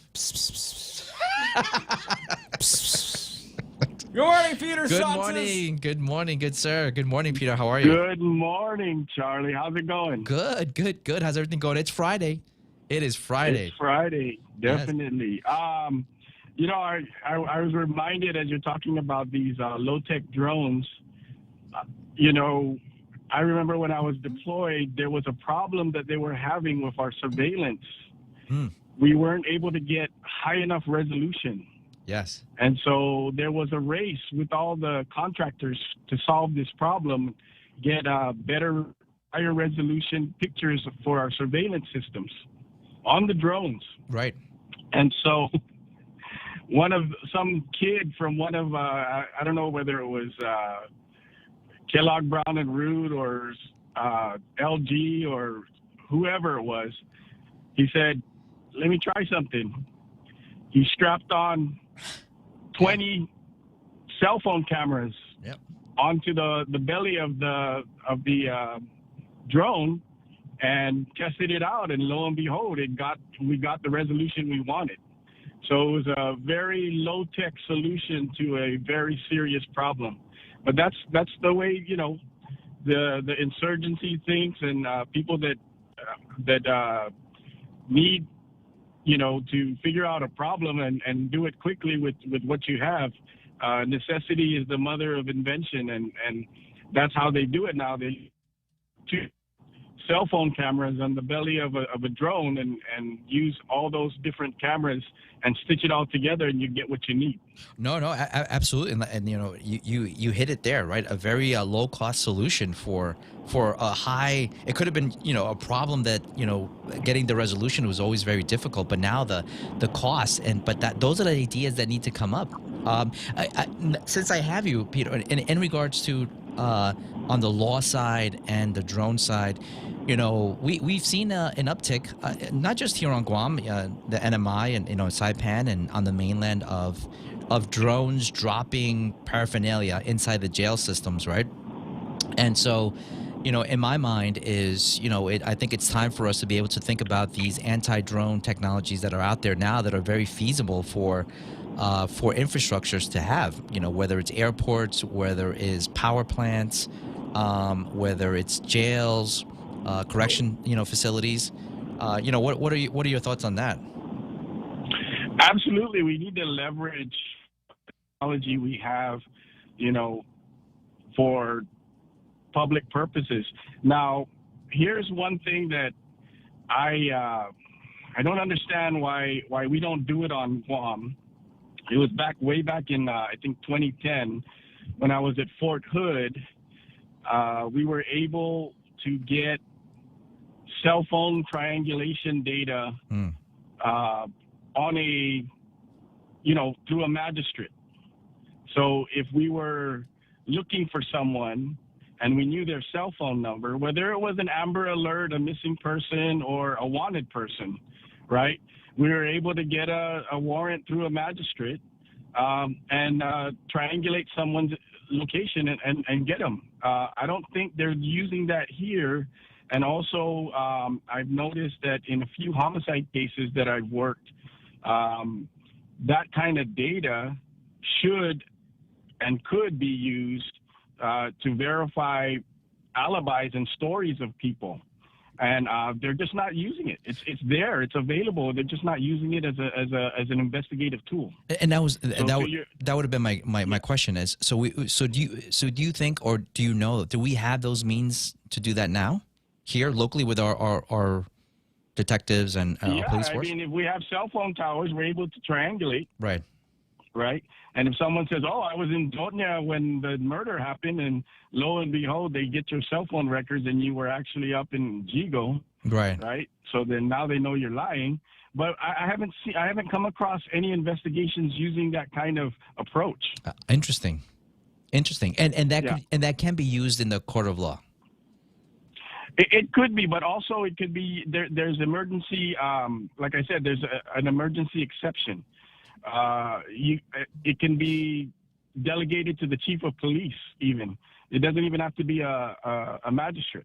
The chief of police can say, "Okay, let's get this guy he's suspected to have committed 4 robberies, armed robberies, right? And we know his cell phone number. Let's triangulate him and track him down." Right?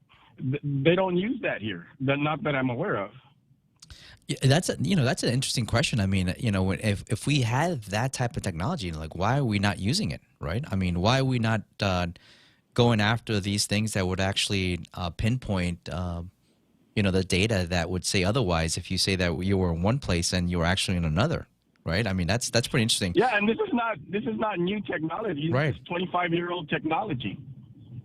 No, I can tell you, I actually went through that on a personal level. I gave somebody that I was dating my location finder, but that triangulation was a little bit. And this is a couple of years back, but I remember I was getting a lot of phone calls because they were asking me why I was in a hotel at the Hilton down in San Francisco, and I was like, I'm not.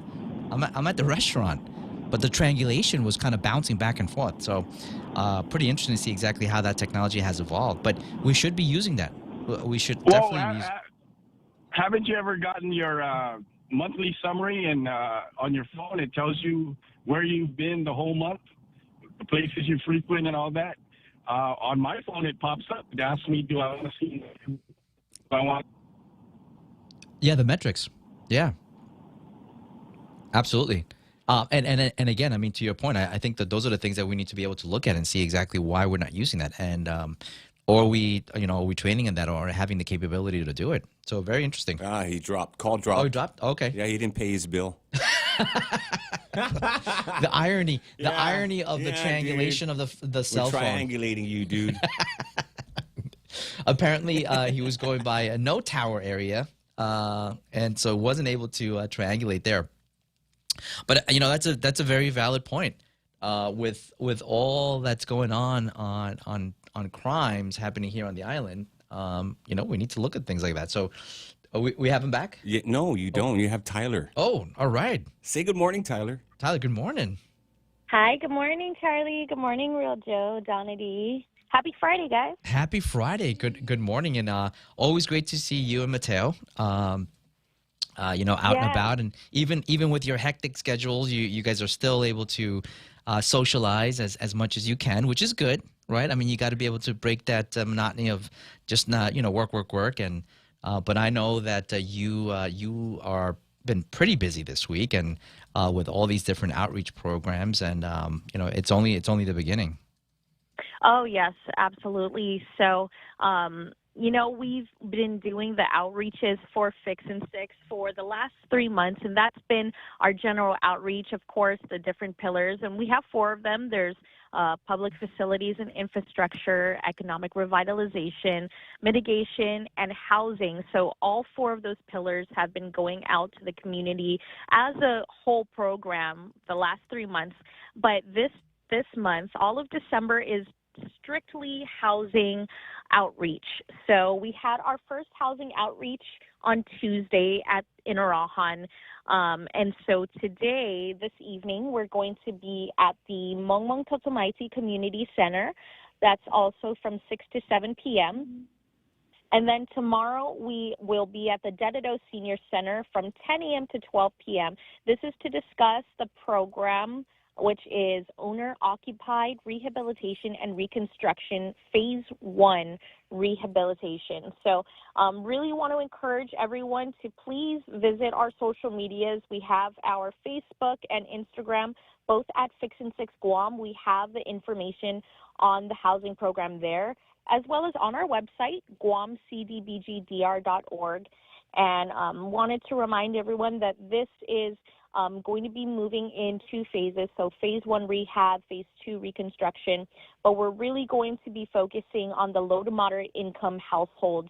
And I call it a priority pyramid. So it's going to move in 3 different priorities. The first one will be low to moderate income households in Dedido and Jigo displaced by Typhoon Mawar, followed by LMI households in all other villages displaced by Typhoon Mawar, and then finally LMI households that were provided a temporary roof by FEMA or the government of Guam. And also, this program is specifically for homeowners whose primary residence was damaged by the typhoon. So you will receive a great deal amount of information. And again, we have our outreach this evening at the MTM Community Center, 6 to 7 p.m. No, that's great information. And if I could ask, how was Tuesday? In Alahan, how did that go? We didn't expect the biggest crowd all the way in Alahan, but we did want to help. We did want to cater to our southern residences. So, of course, we would definitely be expecting a much greater outreach in the more central northern villages. Right. So, we're really looking forward to seeing everyone tonight. And really, even if you're not from that village, it is a really good opportunity to learn more about our housing program. And let me just get our main schedule up here again, because we do have a total of 9 different events happening. And if I can just quickly go through them throughout December. So like I said, on December 2nd, we had in Alahan. December 5th, this evening, will be at MTM. Tomorrow from 10 a.m. to 12, the Dededo Senior Center. And then on Tuesday, December 9, we'll be at the Mangilao Community Center from 6 to 7. And then on December 11, which is Thursday, we'll be at Santa Rita. And then Saturday, December 13, we'll be at Jigo. Tuesday, December 16, Dededo Senior Center. Thursday, December 18, Jigo Gym. And then Saturday, December 20, right before the holidays, will be at the Dzotnia Community Center. So we're hitting the South on more than just one occasion. So if you weren't able to make it to the Inalahan outreach event on Tuesday, we will be rounding it all up back in the South on the final outreach. And this whole schedule can be found, once again, on our social medias, Facebook and Instagram, Fix and Six Guam, or go to our website. It has all the information on all of our programs. That's guamcdbgdr.org. And also, my husband did tell me that, let me see it really quick. He did say that our veterans would appreciate this. So it's Guam, Charlie Delta Bravo, Golf Delta Romeo. Oh, perfect. And Now then- I get it. I got it. I got it. Oh, really? That really does go a long way. Thank you so much, Mateo, for putting that together. Yeah, absolutely. And Ty, real quick, I know there's so much information, and I think that I may save my questions for when I attend the Dedo. But and for me, it'll just be informational. But just a quick question that I've received in the past is, you know, the phase one, but the actual monies rolling out. When are the families going to see that? Or I mean, like within the next year, 2026, or is that still sort of being planned out? So we do anticipate it by next year. I know that our housing program is going to be the longest application period because that is where most of the funding is going towards. So we're going to have the application period for, I was told, about 6 months. So once all that is complete, application period anticipating to open in January of 2026. So we'll have that open for 6 months. And then, of course, everyone has to go through the vetting process, and they're going to be filtering out the priorities of the applications. So I don't want to say exactly when the monies will be touching, but I know that our team is trying to get the funds out there to the people as soon as possible because, again, we are working with a 6-year timeline, hence Right. 6 in 6. Got it. Ty, thank you so much. A lot of great information. And please go on the website so you can look at when your village is up. But I appreciate everything that you do. Thank you so much. Please give a huge hug and a high five to Mateo. And so love always seeing you guys. Absolutely, and you're doing an awesome job, and I have no doubt we'll probably be seeing you within the next week somewhere out in the community at 1 or 4 events.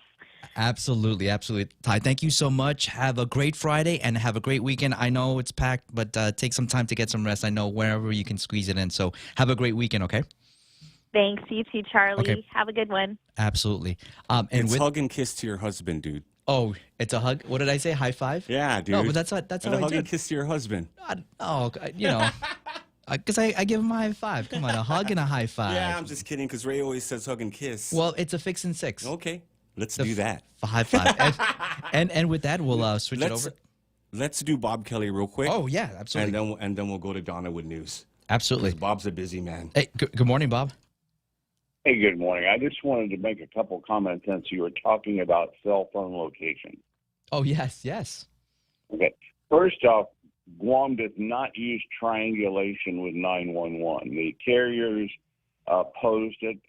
The fire department wanted to do it, but at the time they wanted to do it, over 80% of the calls in the United States, actually closer to 90%, are going by what's called device set location, which uses a combination of GPS and other signals to determine the location, and it's much more accurate. You can turn it off and on your phone, but if you make a 911 call, even if you've turned off location, it automatically reverts to it as a default because it has to be there for 911, and it's much more accurate. It gets down to like usually 15 meters, and we're now using indoor technology that you'll be able to locate cell phones within buildings, such as what floor of a hotel you're in or where you're at in the mall. It not only helps 911, but there are other applications coming out now that if you have a phone with the location on and you're in the mall, you might, if you're near the ice cream shop, it might offer you a coupon for 15% off on an ice cream or something because you're walking in that area if you have that particular application on. However, if you have it turned off, you can't ever get it back into your phone for that particular call or where you were at. But triangulation is used to be able to track people afterwards by being able to track the phones because the switches do have the different locations that's in, and they can go back and manually do a triangulation, not real time. And that's with a warrant what they do, but they have to have a warrant to give to the phone company to be able to get the cell phone information from the tower locations.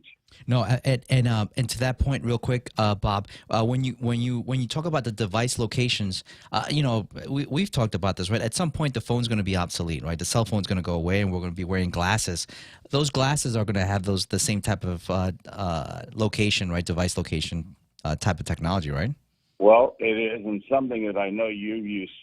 Anybody that's got a current reality-based glass that's got cameras on what you're wearing, it superimposes what you have on your virtual with what's real world, and that's really some cool technology getting integrated today. But I don't think more than probably a couple % of our listening audience today has had a chance to use that technology. But when they do, it will blow their mind. Yeah, it's definitely coming, Bob. But yeah, anything else, Bob? Oh, no, I just wanted to point out that the location is not triangulation for your typical phone use because there's just much. Triangulation was actually started back in the 90s, and it's a very expensive because it's network-based. And now your handset knows where you are. Now you can turn it off, and you've got that option in your settings to turn off your location. But if you don't turn it off, it's very accurate where it's at. You mentioned about how you had in San Francisco things that were misdone. That would have had to have been 10 years ago because anything in the recent times would have tagged you within 50 meters or less. It was, exactly. You're pretty spot on. Oh, almost 10 years ago, yes. That's exactly it. But yeah, Bob, and thank you so much for giving us a call. I owe you a call. I'm going to call you this morning. I owe you a call, so just to catch up. So I thank you for the call. Okay. Take care. Bye. All right, take care. All right, and hopefully Peter was listening. Hopefully he's able to get that back on his cell phone. There you go. So with that, now we'll send it over. let's do the news headlines with Donna D, and that's brought to you by BK. That's Burger King with their double cheeseburger lineup. Check out the classic, the bacon double, the rodeo. And, of course, BK, you rule. They also have this BK Seasons winning going on right now. Chance to win one of 4 Coca-Cola prize packs. And get details at your nearest Burger King. This newscast also brought to you by Pica's Best Realty, Half a Day Realty. That's Jody, Saran, Libby, Lolita, and their team of professionals. If you want to give them a call, call them at 588-4232, or you could email them at halfadayrealty@gmail.com. Now it's time for Headline News with Donna D. A GPD officer has been arrested for vehicular homicide while impaired and 18 other offenses. Police Chief Stephen Ignacio confirmed yesterday that Officer Derek Atten was linked to a fatal hit and run that killed a bicyclist last Sunday. Ignacio stated alcohol was involved. Atten is on paid administrative leave. Meanwhile, GWA has lifted the boil water notice for parts of Zotnia. New tests confirmed there is no longer any fecal coliform or E. coli in the system. The contamination was detected on the 1st and may have been caused by runoff, a line break, or a treatment issue. GWA says the water is now safe to use. And the district court announced the 2026 Ninth Circuit Civics Contest for high school students. The theme is Life, Liberty, and the Pursuit of Happiness. Entries will be accepted from January 7th through March 6th. Local winners can win up to $300, with top winners advancing to the Ninth Circuit level for prizes up to $3,000. And those are your local headlines. A look at your holiday rush hour traffic coming up after these. Every company needs money for investments to help grow or working capital to take on today's economy. That's why Bank Pacific's commercial loan officers stand ready to help you. We offer several programs tailored to assist companies to get to the next step or perhaps for a startup, including working with SBA and GITA. Bank Pacific. And we want to be your partner. Equal opportunity lender. Credit conditions apply. The holidays have arrived. More of us are out and about creating even busier roads and longer traffic lines to get our shopping done. This is a friendly reminder to all motorists to be mindful and courteous on our island roads. You're partying? Have fun, but be sure to have a designated driver. No matter how busy or how much fun you're having, remember to drive safe. Someone loves you. This message is brought to you by Proline Automotive. The time is 7:42, and that's your Beyond the Box time. Check out Beyond the Box for all your technology buys this holiday season. They're located on the first floor of the Micronesia Mall. They've got Apple products, and they've got all the headphone gear you could possibly need if you're into that MP3 music while you're running. They've got everything you need there. Check them out at Beyond the Box. Okay, and this is our second look at traffic, and traffic is definitely starting to build up. Everybody's rushing into work, and so they can do whatever they need to do and get out of there as soon and start the weekend. So looking at Anderson, looks like there's a heavy buildup there going into Anderson Base, so please be on the lookout for that or plan accordingly. As we continue down south, we're starting to see buildup again in that intersection with Mechechi Avenue, so and along that into the Harmon Loop Road. So Mechechi Avenue and Harmon Loop Road on Route 1, both south and north, there's a little bit of buildup, probably the lights there. As we continue to head down, passing the Micronesia Mall, I'm trying to look to see if there's any buildup there. No major buildup on the intersection of Guam, the GRMC intersection of Route 3. Trying to see if there's any buildup there at Ukadu. It looks like it's pretty much opening up there. Continue on down, passing the mall. Looks good. As we head down towards Route 1, an intersection of JFK and Kmart, there is the drop-off buildup there. So please be on the lookout for students crossing.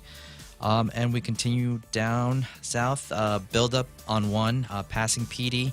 As you're passing PD, there's a little bit of buildup heading north. That's probably the light there by the power plant.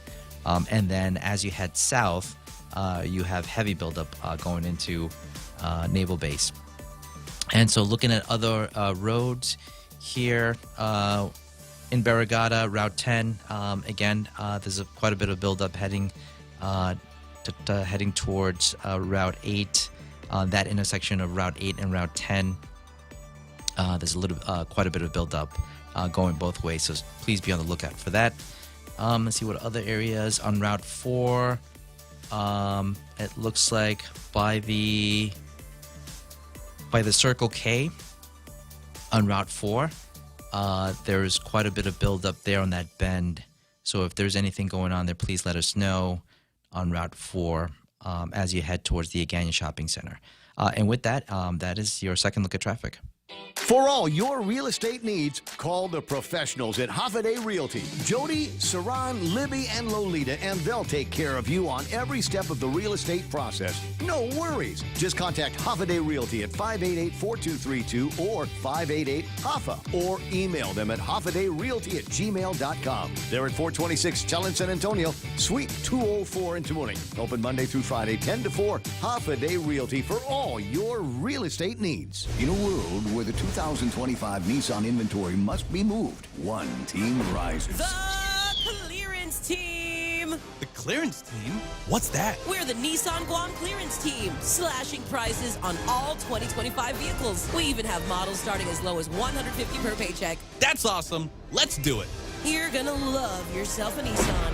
Don't miss the model year-end clearance happening now at Nissan Guam. On approved credit, some conditions apply. See Nissan Guam for details. Portions of the Ray Gibson Show are brought to you by Subway. Level up your fitness routine with Subway's new Fresh Fit collection. Built to fuel your day with better-for-you subs. Each new Fresh Fit sub is packed with protein, stacked with a full serving of veggies, all under 500 calories. Go to Subway today. Subway, eat fresh.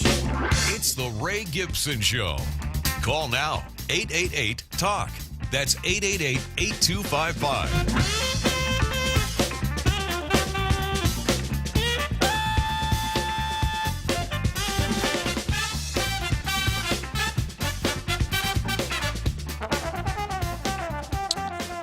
All right, and real quick, we have a couple of callers on the line now. So, but before other sporting events, the big Army-Navy game is Army-Navy. Army-Navy game happening this weekend on Saturday, which would be early Sunday morning for us. So I know that's always big here locally. So that is happening, and it was great to see the uniforms that were rolled out. The helmets are absolutely amazing for that they've specifically designed for the game. So. That's going to be happening this weekend. So with that, we'll jump straight into the caller, Real Joe. Oh, yeah, from the heartbeat of Deddy Doe. All right. It's Jonathan Savares. Oh, there we go. Jonathan, good morning. Good morning, Charlie, Donna, Joe, and everybody listening out there. I just wanted to wish everybody a good weekend before we kick off. How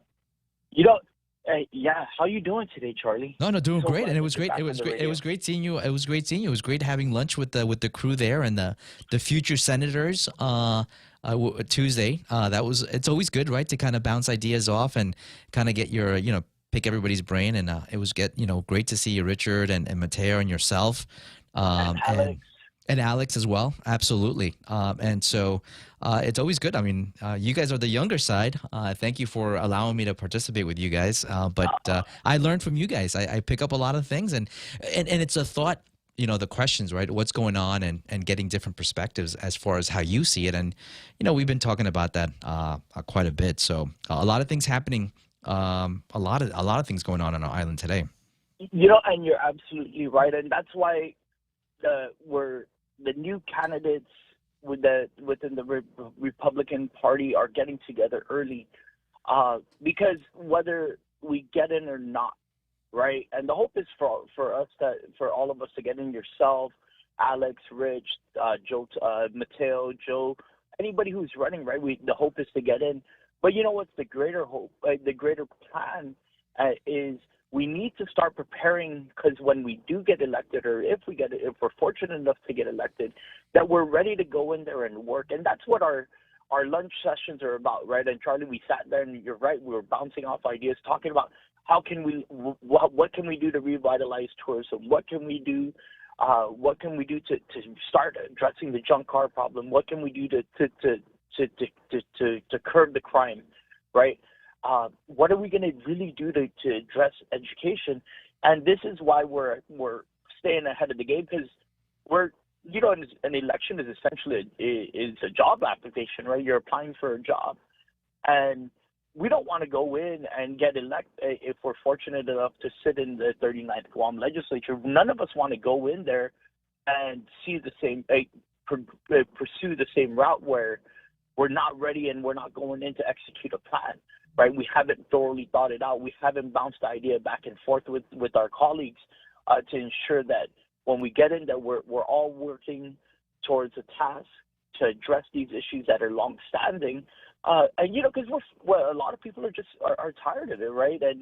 And this is what our lunch sessions are about, And if anybody ever sees us out during lunch, and we try to get together for lunch at least once a week, don't hesitate to stop and talk to us about what your ideas are and how you see it, and the issues that people see, because we're just a couple people, right? We are always dependent on the community input, because we can't have eyes and ears everywhere. And what we see is not necessarily what everybody else sees, or somebody may have a different perspective. So we encourage that, and this is why we're already preparing, because we want to go in there and hit the ground running.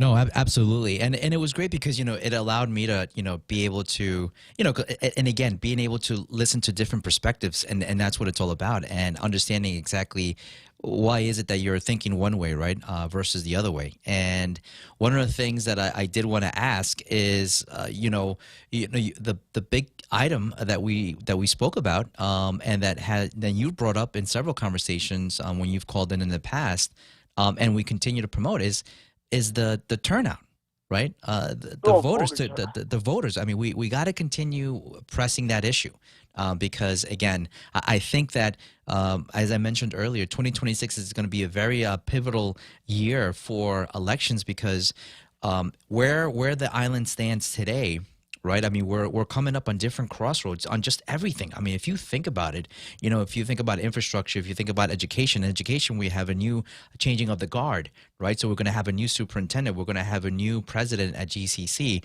So on the education side, we're hitting different areas. So infrastructure, education, economic development, and tourism. As far as part of that. So many different crossroads, and I think that is very pivotal. Right. And you're right, and it's when we sit down and especially that you have this app that you've been running and getting feedback from the community, it really helps us to all sit down and look at the problems that are there, right? Long-standing issues like junk cars. Charlie, you and I, we talk about junk cars and why can't we get this taken care of, right? And we're like, we paid.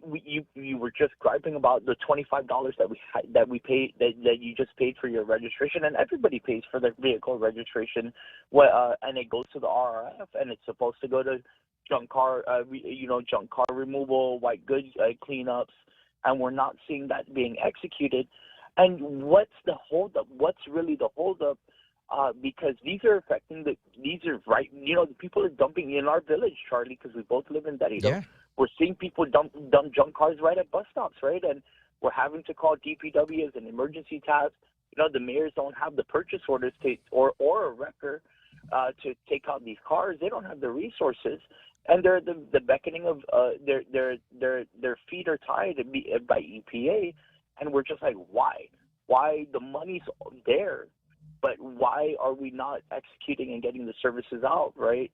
And those are troublesome areas for people, and it's been a long-standing problem on our island, election after election, right, where people are saying we're going to address all the junk cars, and, if we say that we're going to address it, and then, we get into the tourism conversation, right, and talking about, okay, what can we do to expand the product? And this is why we're sitting down now, because whether we get elected or not, all of us, all of us are in there for change. And you're right. If you look at the people, and Charlie, you're still one of the young guns in our eyes because. Thanks. There you go. See, Real Joe? You see? I'm still a young gun. He's tall, too. Joe, he still has more hair than you, Joe. He hasn't lost yet. It's still good. But so, if we look at the voter turnout, right, and look at now we have candidates who are right in that age demographic where we have a low voter turnout. We have Mateo and Rich are under 30 years old. I'm right at 40, and Alex, I believe, is 37, and we're right in that demographic where we have a low voter turnout. And this is why we're trying to encourage our friends who don't come and vote because they feel disenfranchised with the problems that are here, right? They just don't see the resolve. We grew up hearing that it's going to get resolved, and we just look and it's not getting resolved. And the one thing that's also good to see is that there's a complement, right, with the incumbents that do bring the experience, and I know that you guys have been meeting as well with the incumbents, getting some of that feedback, and it all works together. Unfortunately, it's one race, right? There's no split, right? There's no sort of overlap when it comes to the senators, where you have the experience will overlap possibly with the freshmen, but kind of everybody's just under one race, and it's maybe at some point that changes if we go to 21 senators in the future, and there's some overlap, right? But I'm glad that you guys are also meeting with the incumbents as well, because there's definitely a lot of experience there and a lot of knowledge that it's. We have to. Yeah, absolutely. We have to, because we cannot replace that institutional knowledge from seniors like Frank Blas and Tony Ada, Jesse Lujan, and our freshman senators Vince, Bree, Sean, Shelley. Senators, I apologize, but we cannot replace the knowledge that they're picking up and they've picked up over the years, and looking at, okay, well, we've already seen when we have an issue when we're sitting down having lunch, and we find some things that we have questions, then we go back to the people with the institutional knowledge and say, hey, what's the holdup here? What in GAR, what in law do we have to modify? Because it's not always about making a drastic change and flipping a bill upside down. Sometimes it's about removing some of the barriers that are in place that are making it difficult for things to operate and be accomplished.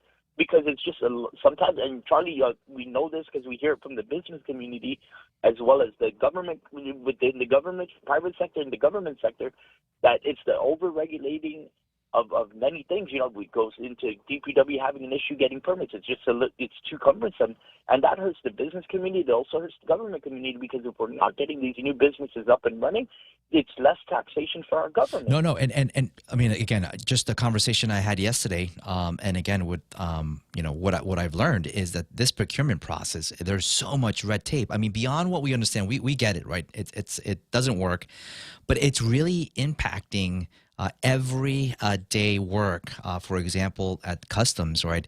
If you want an oil change and for one of your vehicles, and you need it, right? That's part of your job. You got to go through this procurement process that it's insane. And so there's been many vehicles that have not gone through the PM because they have not been able to go through the procurement process because of all this red tape. So, I wish that, that mandate on reforming, it's one thing reforming the law, but it's really making it practical so that, these agencies are able to do what they need to do and have the tools that they need in order to accomplish the mission. And it's really unfortunate. It's really, it really kind of, it irked me listening to listen to that, where, the officers are not able to get some of the things because of the procurement process. Those little things, just like an oil change. Come on, we got to get past that.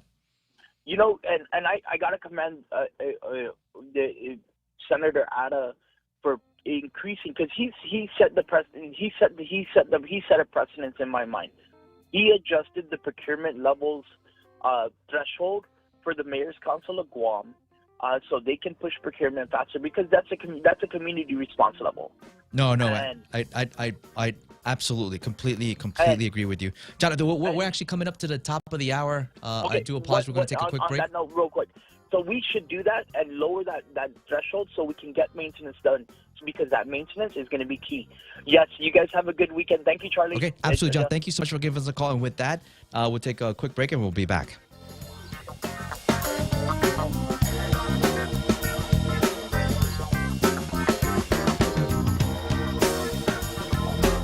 The Point is KUSG, Hagåtña, Guam, 93.3 FM and 104.3 HD3. Old tips lead to new information. I'm Lisa Brady, Fox News. Federal prosecutors and the FBI say months of sifting through existing evidence led to today's arrest of a man accused of planting pipe bombs in Washington, D.C., nearly 5 years after the suspect had been seen on grainy surveillance video. We're talking 2021. I know that doesn't seem like that long ago, but agents repeatedly say it was tough because he had a hoodie on, he had a mask on, you couldn't see his eyes, you couldn't see his hands, you couldn't see his feet. He did have unique Nike shoes, which only 25,000 people apparently were issued, and FBI used a measuring tool where they were able to see that he was 5'7", they predicted, based on kind of spatial awareness with some other items in the picture, and it turns out that he's 5'6", so that seemed to work. But as far as the identification, they say they just had to go through old tips. Fox's David Spun, 30-year-old Brian Cole Jr. of Woodbridge, Virginia, so far facing explosive-related charges. A closed-door briefing on Capitol Hill from the admiral who oversaw a September double strike on a suspected drug boat. Senate Intelligence Committee Chairman Tom Cotton says after the first strike on the drug boat on September 2nd, he saw 2 survivors fighting to flip the boat and stay in the fight, as he put it. So he thinks the second strike, killing them, was justified. And in subsequent strikes, there is an example where survivors actually were shipwrecked and distressed and not trying to continue on their mission. And they were treated, as they should be, as non-combatants. The survivors in the October strike were picked up by U.S. forces. When told that House Intelligence Ranking Member Jim Himes found the strikes disturbing, Cotton replied, "What's disturbing to me is that millions of Americans have died from drugs being run to America by these cartels." He said he believes such strikes will continue. Fox's Jessica Rosenthal. America is listening to Fox News.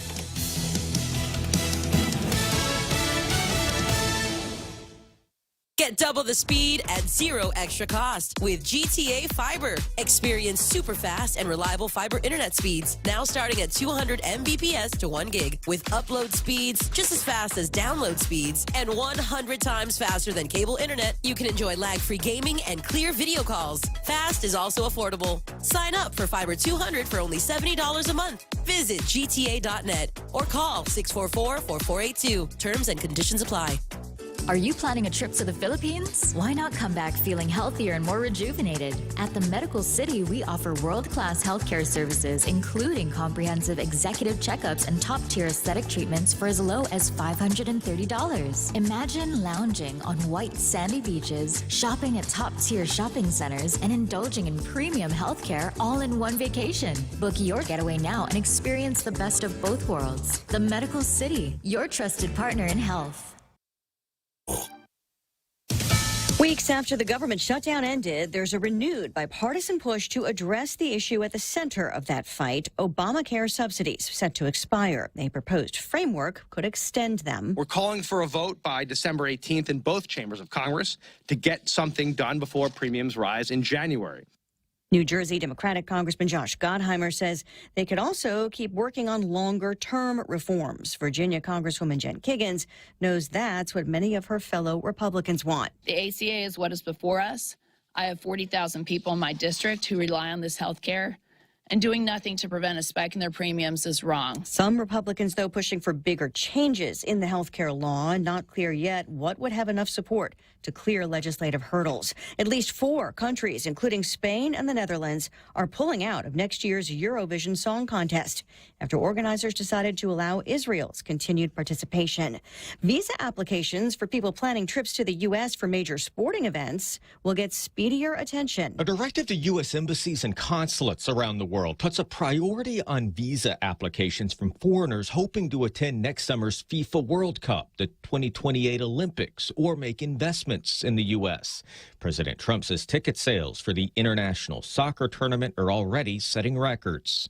I can report to you that we have sold more tickets than any country anywhere in the world at this stage of the game. The Trump administration is also putting new rules in place on visa requirements for highly skilled workers that would deny entry to anyone deemed to have participated in the censorship of American citizens on social media. Fox's Jared Halpern at the White House. The final draw for soccer's World Cup happens tomorrow at the Kennedy Center in Washington. A mixed finish on Wall Street, the Dow dropping 31 points. I'm Lisa Brady, Fox News. Are you planning a trip to the Philippines? Why not come back feeling healthier and more rejuvenated? At the Medical City, we offer world-class healthcare services, including comprehensive executive checkups and top-tier aesthetic treatments for as low as $530. Imagine lounging on white sandy beaches, shopping at top-tier shopping centers, and indulging in premium healthcare all in one vacation. Book your getaway now and experience the best of both worlds. The Medical City, your trusted partner in health. Coming January 24th to the UOG Calvo Fieldhouse. The Cover Girl, live on Guam. Angel, the original cover girl, and her iconic voice, singing all their hits like Because of You, Promise Me, Inside Out, and Show Me. Joining them on stage, the queen of dance, EDM, and freestyle, Shannon.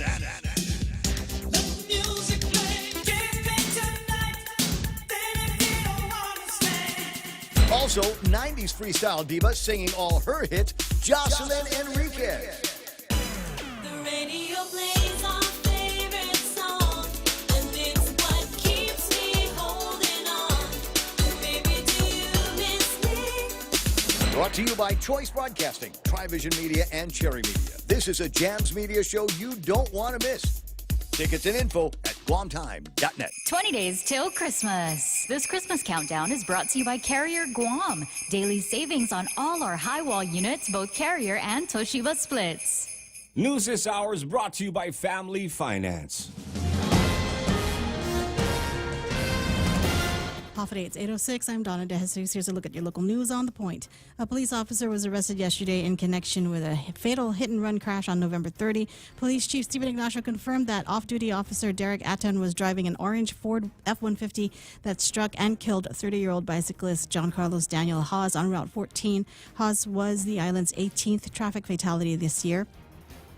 Atton faces 19 charges, including vehicular homicide while driving impaired and falsifying evidence. Ignacio confirmed alcohol was involved. The officer has been placed on paid administrative leave while the criminal and internal affairs investigations continue.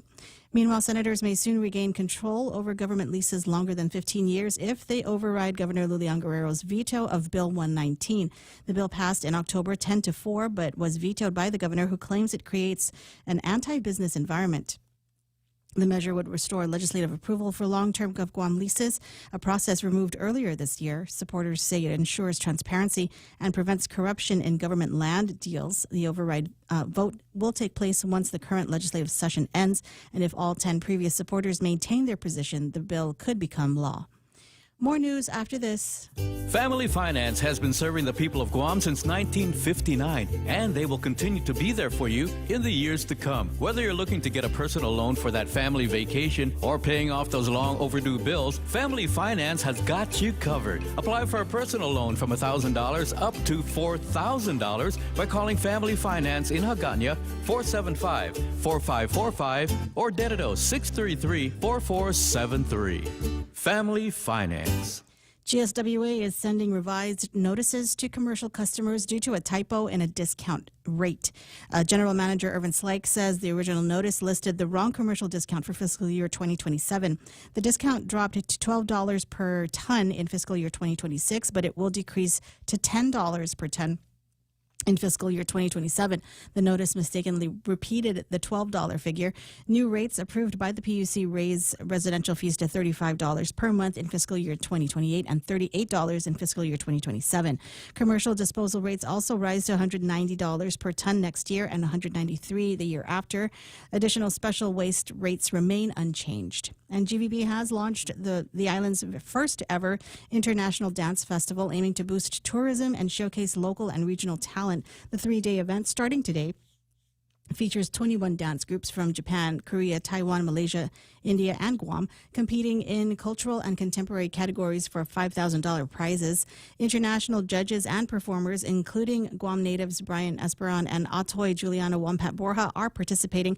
The festival includes workshops, film screenings, night market performances, and a public party, a public after party.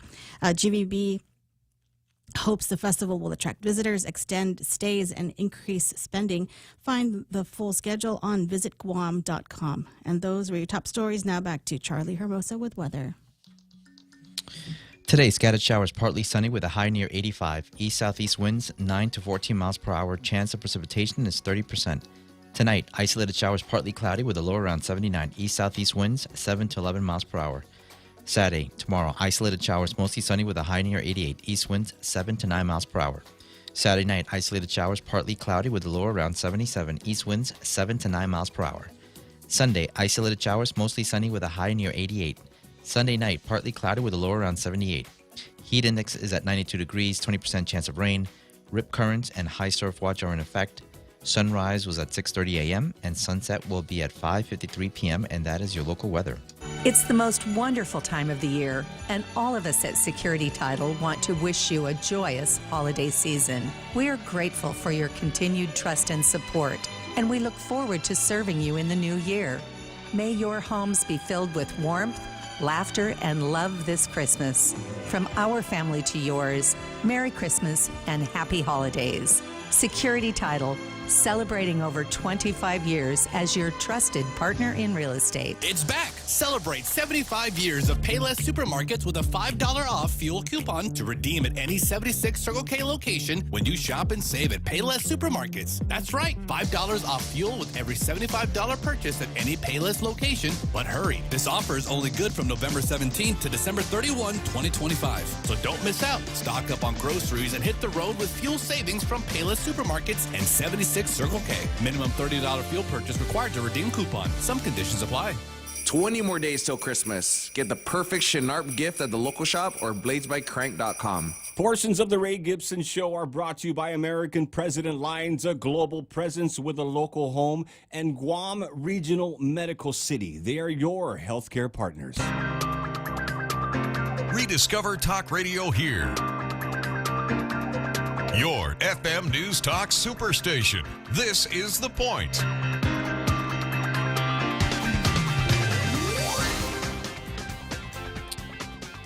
And you know, one of the questions that I was thinking about was, Donna D or Real Joe, have you ever gone dark? Have you ever canceled your social media accounts? Oh, yeah. You have? For sure. Every time a girl broke up with me, I ghosted everybody. Did you open a new one? I deactivated my real one. I'm kidding. So I just, go by a fake name. That is a thing, right? I mean, from a mental health perspective, Yes. they're saying, hey, listen, give it a rest a little bit. Give it a rest. Yeah, just delete the app. Because you can always download the app again later. No, absolutely. But your whole account, leave it there. Yeah. Your kids will want to see it later. I keep the other one for the photos. I think the last time I logged in was 2014. For the photos, man. Yeah, I've been reading a lot on mental health, and one of the things that they propose is maybe going a little dark actually helps, cutting out a little bit of social media. So, but with that, we do have another caller. Yeah, he wants another ride on the Ferris wheel. Can you guess who it is? He's not a little dark. Oh, he's a light complected Chamorro. Good morning, Peter. It's Repeat. Repeat. Yeah, it's a repeat. It's Repeat. Yeah, that was Uncle Bob's nickname for me. Oh, wow. Well, thank you for giving us a call back. Were you able to listen to Bob? Yeah, exactly. And when I say Bob, I'm talking about Bob Klitsky, not Bob Kelly. Right. About the nickname. But anyways, getting to Bob Kelly's point, right? That's the whole point. Why triangulation is necessary is because people can turn off their location services, right? And he's right. You can go in after the fact and get that information, and that's what I'm talking about. We don't have the police doing that, and it doesn't have to be dead accurate. If you tell me you're in Jigo and you are actually in Pneumatic, then you're lying to me, and that's a tool for investigation to tell whether someone's deceptive or not. Right? Right. So the point he makes about Guam not using triangulation, that's beside the fact. So anyways, getting to Jonathan Tavares' points, what have I been harping on, Charlie? Absolutely. Right? Procurement. We got to fix procurement. If our people can't get the resources they need, it's not a cash problem, it's an execution problem. And the big part of the execution problem is the procurement problem. And, I'm the candidate, since he's talking about, all people running for office, I'm the candidate for AD that has the plan to fix procurement, the way it needs to be fixed. We need to revolutionize it. We don't need to improve it. We don't need to Band-Aid solution it. We need to revolutionize it. And I don't know if I sent you the link where I went on the podcast with Rob Johnson, the innovative guy, yes, the innovation coach. Yes. Yeah. And that's what we talked about. We talked about having a digital portal where all the procurement is going to live, as well as fiscal expenditures of all the government spending. This whole thing with Simon Sanchez could have been avoided. And what is DPW coming out now saying, oh, we're putting everything online so everyone can see it. We're being transparent. Well, that's my whole thing, right? That's the whole thing I was saying. That should be standard. That should be the way we operate. But also that would be I would put quote unquote transparent with DPW because the way that they've been putting that information out on the web on their website is, I don't know, it's a little telling because they're almost like piecemealing the information flow that they're posting. And first of all, that should have been posted a long time ago. Like the FBI when they scrubbed the Epstein files before they released it? Well, yeah, hey, one step at a time to see who's, producing all those emails. And, it doesn't sit well with me the way that DPW has been putting out the information. Okay, I mean, if they say, hey, we've been putting out the information, yes, but the way they've been doing it, there's something wrong there. I think that. Yeah, I haven't looked at it, but this system that I'm proposing, it's going to be real time. Every time something, moves or develops, it's going to be through the portal, and people are going to have access to it, and they're going to see it. Yeah, and I mean, there's one thing to checks and balances, quote unquote control, but the thing that I heard yesterday was just unbelievable. To think that our government vehicles are not able to get fuel changes, right? PMs, right? I mean, part of it because of the procurement process. There's absolutely fundamentally wrong on the way that we're managing, and I can't understand why we accept it. Like, why is it that we're just sitting back and we have the folks that are doing the groundwork not being able to have the tools they need to accomplish the mission? And this goes along with the other, right? We go out and we buy these systems, let's take a look at the x-ray machine. But if we're not able to get the parts because we have to go through these, get 3 bids and, and so on and so on and so forth, it never gets fixed. Right. It never gets fixed. The other philosophy, Charlie, and you're very well aware of this philosophy, is it's better to keep up than to catch up, right? Yeah. It's better to stay ahead of the game. You got to lean forward. And that's what we're not seeing. We're not seeing anyone, we're not seeing the maintenance plans, the leaning forward, the forward thinking that needs to happen in the government. And that's the problem. And, that's where the Attorney General's office needs to come in and provide, legal and technical guidance to these, I want to say units, to these agencies. Charlie, there are other agencies that are doing it right. No. And why can't these other agencies, or why can't across the board the knowledge be shared? Why are we stovepiping? Why are we siloing? No, absolutely, and it's the question of why, but why are we accepting it is just another issue. But Pete, we have another quick caller. Yeah, break, Bravo 1, break. Yeah, Bob Kelly wanted to get a point in. Okay, all right. Are you there? What happened, Peter? I just wanted to go ahead and say something regarding what Peter just said. There's only 2 ways that they can go in and check phone records. The police department, and Guam Police Department, does not have the authority to do it at all unless they get a court order on being able to go after the phone records. The other one is, at the federal level, there are some national security. I think I maybe have seen it done once where it's without a court order, but it comes from the FBI, and they ask you to do that. And I had a position for many years as CTO of a phone company here where I would be the one who implemented it, and nobody knows that that's being done even in the office. It's like 2 people might know that phone tap or that analysis of that data was called for because it's required to be totally confidential. So you really don't know how many times it's being done because it's not allowed to be disclosed. Got it. Understood. Yeah, I mean, and when you bring that up, that's a critical part, the security side as well. And so, but other things on that end as well.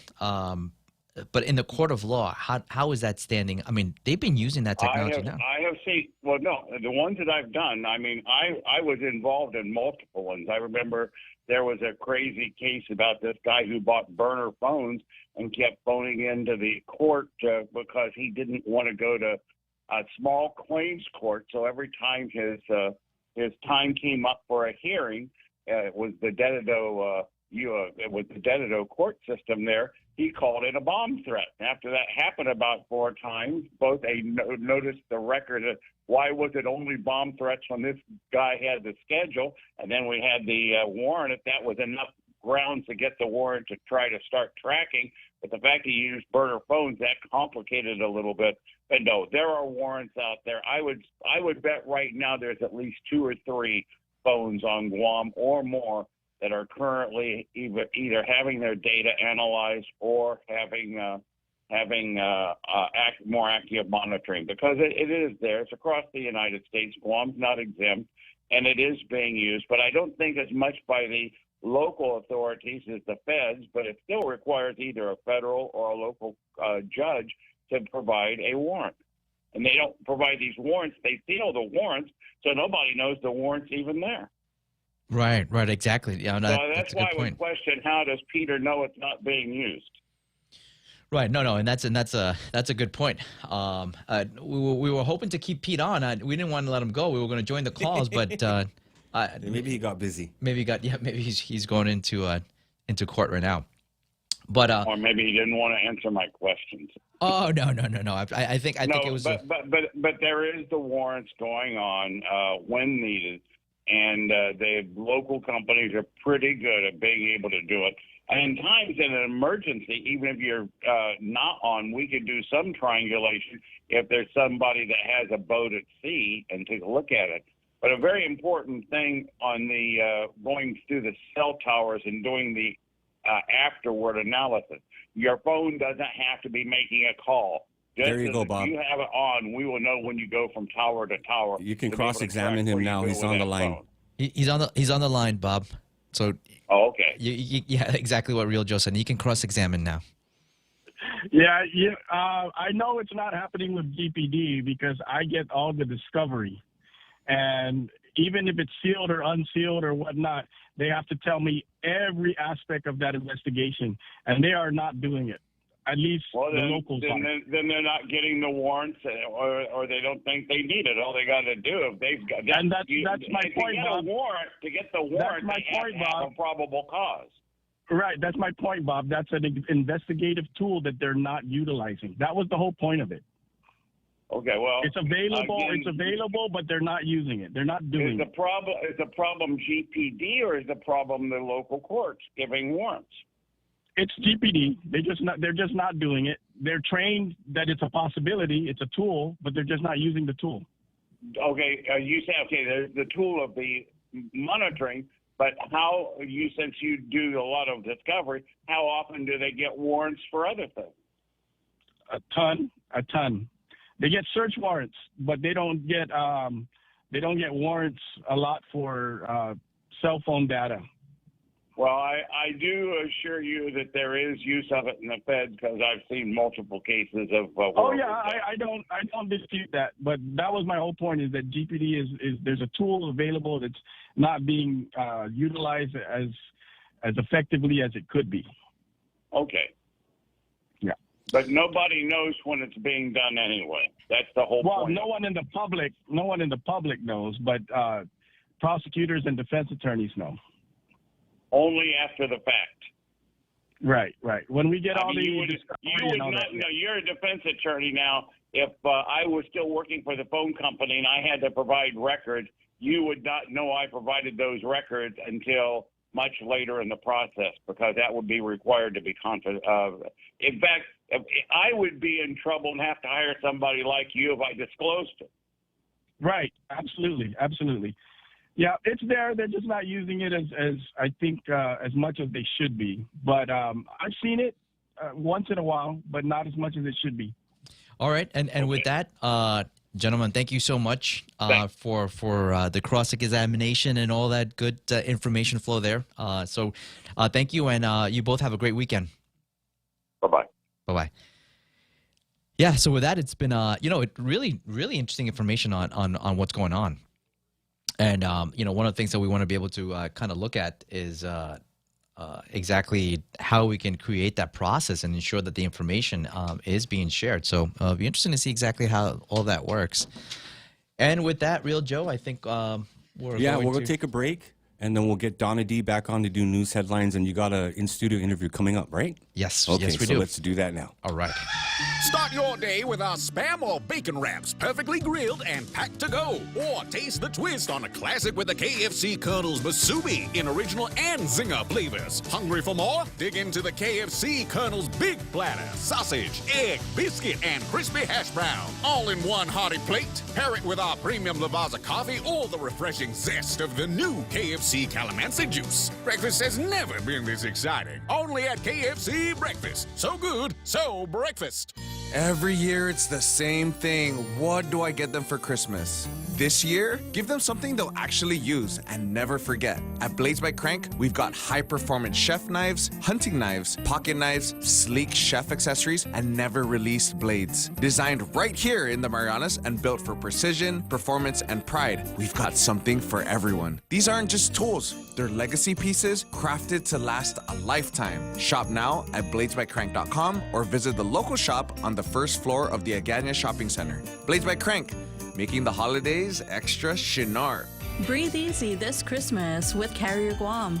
Keep your home merry, bright, and fresh with our XL air purifier. Now just $265 while supplies last. With 3-in-1 filters and LED air quality monitoring, it's the perfect gift of clean air for your family. Visit Carrier Guam in Harmon Industrial Park behind Kmart or call 671-647-2665. Carrier, your local source for comfort and quality this holiday season. Carrier Guam, turn to the experts this Christmas. Portions of the Ray Gibson Show brought to you by Wendy's. You asked and they listened. The Bacon Portobello Mushroom Melt. A Wendy's favorite is back. Try their deliciously indulgent sandwich made with juicy beef, crispy applewood smoked bacon, sauteed portobello mushrooms, and melted cheese, all on a soft toasted bun, available for a limited time. Head on over today. Choose wisely. Choose Wendy's Bacon Portobello Mushroom Melt. And now it's time for headline news with Donna D. Public Works released the full procurement record for the Simon Sanchez High School rebuild after a protest by General Pacific Services. The protest, which challenged the award to Cortec International, is currently delaying the project. Officials say the delay impacts approximately 3,000 students dealing with double sessions and are working quickly.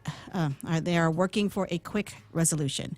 Meanwhile, the port started a $6.9 million restoration project for F1 Pier, the island's only operational fuel offloading terminal. The project, partially funded by a $4.8 million federal grant, will stabilize the pier and ensure fuel supplies for the military, GPA, and commercial distributors. The repairs are expected to last 5 to 10 years. And the Creative Indeed art exhibit opens this evening at Doucet Place in Tumont from 6 to 10. Admission is free. The exhibit will feature about 330 artworks, including paintings, photography, and digital art. This event is an extension of the Creative Canvas Camp for middle schoolers. The exhibition is open daily until closing night on January 6th. Sundays will feature live art and artist pop-ups coinciding with the Tumon Night Market. And that was your last look at local headlines on The Point. All right. Goodbye, Donna. Bye. Goodbye. Somebody loves you. Drive safe. Not us, though. Yeah, I know. Yeah, we got an in-studio. Who's your in-studio guest, dude? I think we're Is going to it be a surprise. It's going to be a surprise.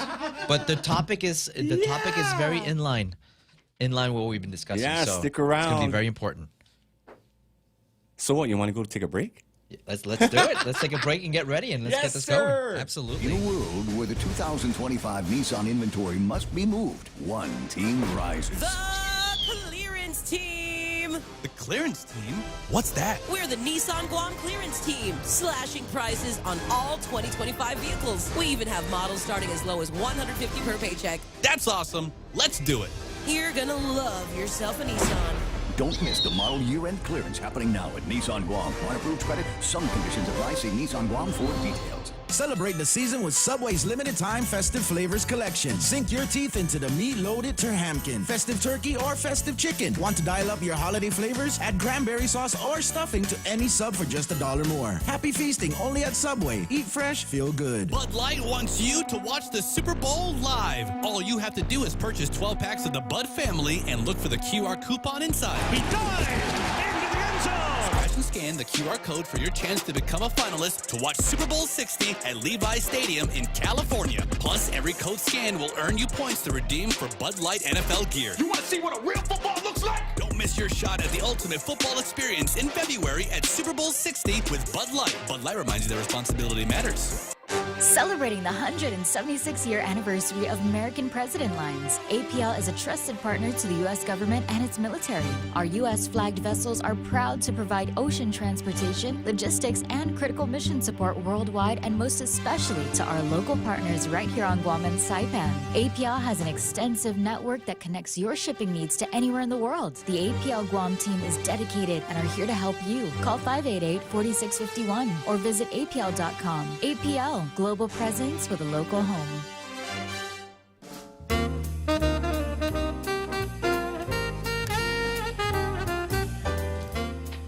You like that? It's very warm. Yeah. It's very warm. I saved it till Ray left.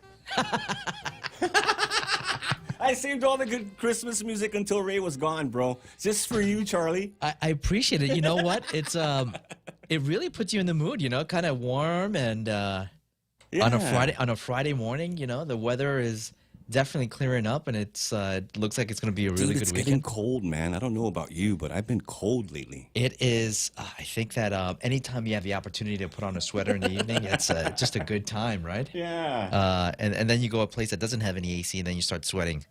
That's the downside. You're like, oh. Just a reminder. Always, the one thing I learned living out in the Bay Area, always dress in layers.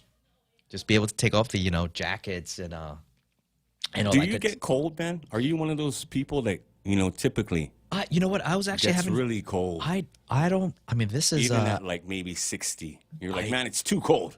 I am. And I grew up, going through those frigid winters, and I will tell you, I could never. I would rather be hot and warm and go out to the beach and throw myself in the water or a pool. But I don't think there's enough clothes that you could put on to never or you can't block out any of that cold, frigid wind. I mean, as much layers as you put on, I can never be like super, super warm outside. I'd rather be warm, hot, put on a bathing It's suit. never and- perfect, bro. Yeah, absolutely. But it is part of the experience. If you do head out to the mainland, where it's something about when it snows during the holiday season.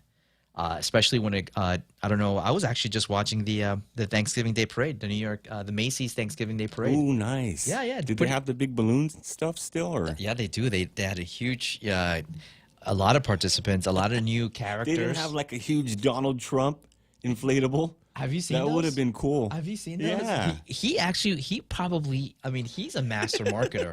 I would not see why there's not going to be one at some point. But yeah, they had some really good characters, some old, really characters that have always been there. Spider-Man, and I mean, those are very classic for the kids. But the weather held up very well. It didn't look like it was too cold. But just enough to kind of feel that wind. And then, as we head into the holiday, from what I hear from my parents and my family out there, is that, they're getting hit with a little bit of a snowstorm right now. They've been getting hit a couple of days. And so, as a kid, you probably look forward to that because that meant there was not going to be any more, any school. And so you had the day off. And if it was on a Friday, that was a long weekend. So, those are the things that you sort of look forward to, especially when it came to snow. But it's interesting. The other aspect is the fact that, man, if you listen to Frank, the Crank's message, I love those, man. we're 20 days away. It's so close. We're 20 days away from Christmas. And it's really unbelievable. I think time flies, and the big question now is, with all the shipping issues that we're having right now, I would say people have contacted me and they said, listen, what's your advice? Should I order online now? Is it going to get here by Christmas? And the answer is going to be probably no. Yeah, it's a huge risk. It's a huge risk. It could be, I would say it'll be a hit and miss, but probably if you're ordering your stuff now, it's gonna, through Amazon. That's a bummer, dude. It's gonna be tough for it to be That's why here. I give tracking numbers Yeah. for Christmas. Here's a tracking number, dude. I've Just done it. follow it. I've done It's it. coming. I've participated in family events. I've participated in family events where I've given a huge box Yeah. with a Tracking tracking number. number. A lot of paper Yeah, just inside. scan it. A lot of paper inside. People take it out and they're like, "Hey, what is it?" And then bam, it should be here next week. So, but again, and but the flip side to that is the support for local vendors and local companies that are making things here on Guam. And so that's another aspect that we got to continue to push. It has not been easy. Obviously tourism plays a huge role in the local economy, in the sense where they buy a lot of local products, and if they're not buying, then obviously the smaller businesses are gonna feel the impact.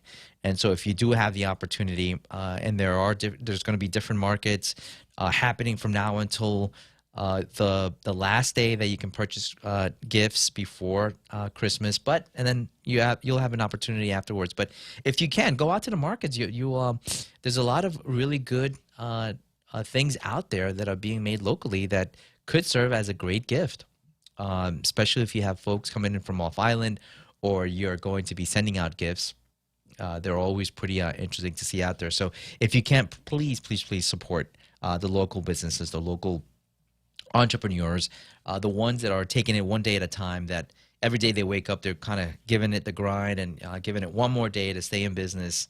And that's what we need to be able to push. Any ideas on gifts, Real Joe? And has your kid been wanting something specific? No, my kid's tough to shop for because he really doesn't ask for anything. So I got to figure it out. You got to kind of sort of guess. I got to guess what he wants, or maybe new shin guards, maybe shoes. No. Yeah, he's hurting right now because soccer is over for him. Oh. So we just go outside and we kick the ball around. Yeah. Got it. That's good. I think last year we actually talked about the number one gift that was out there, and I think what was that name? Libubu, I think. And they were actually part of the Macy's Day Parade. It was pretty interesting to see them, and that's one of those hot ticket items again, and they're in high demand. And so with that, it looks like we do have a call. Yeah, we have Oscar. Oscar, are you there? Absolutely. Hello. Hey, good morning, Oscar. How are you? Good morning, Charlie. How you doing? Good. How's everything going? Yeah, pretty good. You were mentioning earlier about the coldness and winter and all that stuff. Yes. Well, when I was in the Army, I was stationed at Fort Knox, Kentucky, but we took training up in North Carolina, Fort Bragg at Gollywood. And I know what it feels to sleep on the snow, because for 45 days we were out in training, and we were sleeping, on the pop then, and we had snows up to about 17 inches up to our kneecap, and you had all your clothing, the winter clothes, inner part, and you're always getting cold. So I was bunking in with one guy from, North Carolina, and he said, "Why are you still shivering?" I said, "It's damn cold." And he asked me, he said, "What kind of weather do you have?" I said, "I only get two weathers where I come from, red or shine." He said, "What do you mean by that?" I said, "I live in Guam, on an island." And I know how that feels because, when I was up in North Carolina, at Fort Bragg, we were training with Special Forces back then. And, we were out there playing war games and so forth. You know how those things go. So just listening to you, I experienced the coldness. And that's from there on, I said, man, I hated snow. After that, I said, never do I want to stay in the States. Oh, no, absolutely. And I think we all have some great stories from our time in the military, especially, as you mentioned. It was those war games, even though they were exercises, they were sort of a way to be able to experience what that real world, and we would train in the snow as well. We would just dig and we would sleep there and take turns on fire watch, right? And so yeah, it was pretty interesting. Oscar, we're actually going to get ready for an in-studio guest that is coming in right now. Any last words? I just wanted to call in to touch a little bit on what I experienced. Absolutely. Thank you so much for giving us a call on that. Always grateful for those comments.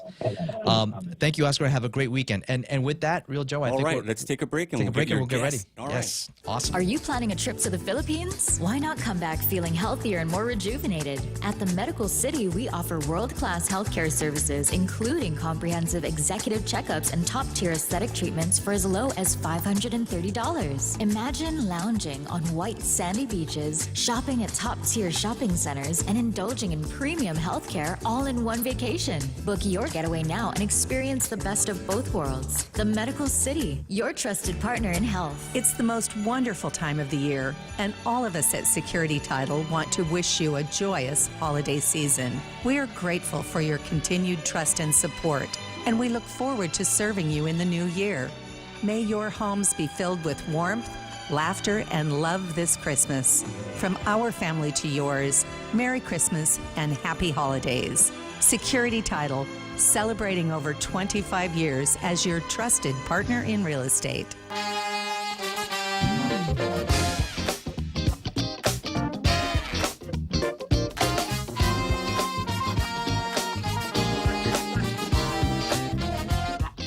All right, and we're back, and we're going to try to warp speed and get this really off the ground and running. And in studio, we have Kat joining us from the organizations of Iranchata.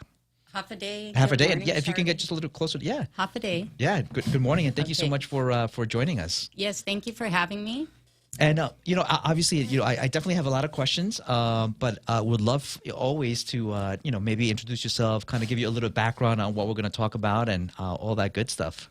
Okay, thank you. So if I am projecting well and I'm ready to go, as you know, this is our first time meeting Yes. each other, right? And so it's appropriate in that way because you're going to find out, just like the public is, about the organization and how it came to be that I am the one who formed it and what our purpose is. But a little bit about me first is that I'm Kathleen Uggan, and my day job is that I am an assistant public defender. So I represent clients, and that's part of how I got to be here with the organization. So today I'm on leave so that I could wear this hat to be the president of this organization. And I founded this organization a year ago. And it's very personal because a year ago, it was my daughter's 25th birthday. And my daughter is Irentia, and she passed away in 2001. So I had her for 2 years. And who would have known that this much time later, her name and the meaning of her name from heritage of where, when I had her and I had to name her, I came from the heritage of being a Chamorro and Irish person. Oh, wow. So we're going to talk a lot because there's a lot of commonalities, Yes. things in common you and I have. So I'm very happy to be here now and with you, that you're going to learn about the organization and what Irentia's impact did, right? Her little time on this earth, me being her mom, and carrying that on through where I am today. And Kat, and that's very obviously it's always touching, right? And especially when we look at even just somebody as young as 2 years old, the impact that they could have, it's huge. And as I do have friends that are in similar situations where they've really even 1 year, 3 years, 4 years, it's a huge impact. All But of it. when it comes full circle, right? And I'm sure, obviously, she never leaves your mind. But when it comes to full circle, at what point did you say, okay, it's time to do something? It's time to stand this organization up. It's time for me to kind of be in the forefront of probably things that you've discussed for several years, but now it's organized and it's in more motion. And can you talk us a little bit through that? Yeah. Yes, that's why I'm here, because that's exactly what brought me here today is that, so a little bit background is that, again, in 1999, I was single mother, got pregnant, and knew that I was going to have a baby. Didn't plan on it, right? And as a matter of fact, was praying on what I wanted out of life, which at the time I had graduated from college with a degree in sociology, and I pursued law school. But mentally, I had already been broken down in my 20s because I had lost my mom at 14, my Chamorro mom. And that was the connection to my heritage. Right. So fast forward, when I get pregnant, I believe that I have to trust in my faith that this was planned, although it's not my plan. And so her name came from a very close connection, which leads us to my family and the legacy that we have. So at the time, my brother Mike had a law firm in which he had incorporated his motto of, what the purpose of the law firm was. And it was Irentia Ilanatla Zeni Spirituta, which means like our heritage, our spirit, yeah. right? And our life and our spirit. And he had, if you don't recognize, it's the Phillips and Berdalio law firm, and he has the torch with Kapua. So being Chamorro is just, very much, right. We take pride, right, in being Chamorro. But on the other side, I have my dad, who ended up raising me basically when my mom passed away, and I gave him a run for my money, and that's where we all come to understand how I'm here to help other women who are now in the situation that brings me here to raise funds, because they're the 25-year-olds now. They're the ones who are displaced with drug and alcohol issues, court issues, right? Their kids are taken away.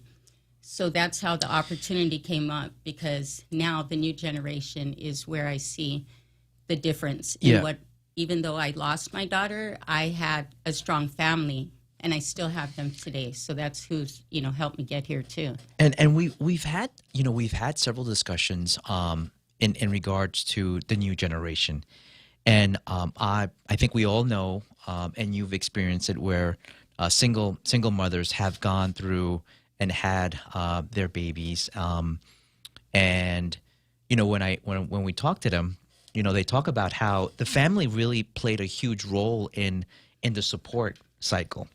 And sometimes they look at it, and sometimes it's hindsight, because as a mother, you're going to do everything you can to be able to do everything for your kid, for your baby. But there are very strong-minded women that have said, I did it on my own. I did get help from my family.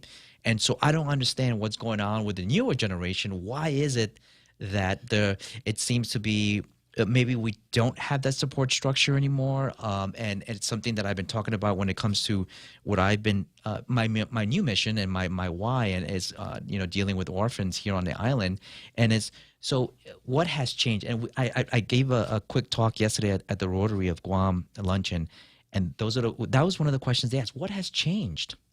Right. And not only you who's asking, but even, just a couple of weeks back, there was another forum at UOG, and I can't get to all the talks, but definitely I am in the community where your article precedes me meeting you, in that I read your article about the orphan situation. And, we at Public Defender, we see it so much that we have a social worker, and we use our social worker in so many aspects of our clients' issues to tackle, right? Like we need our social workers.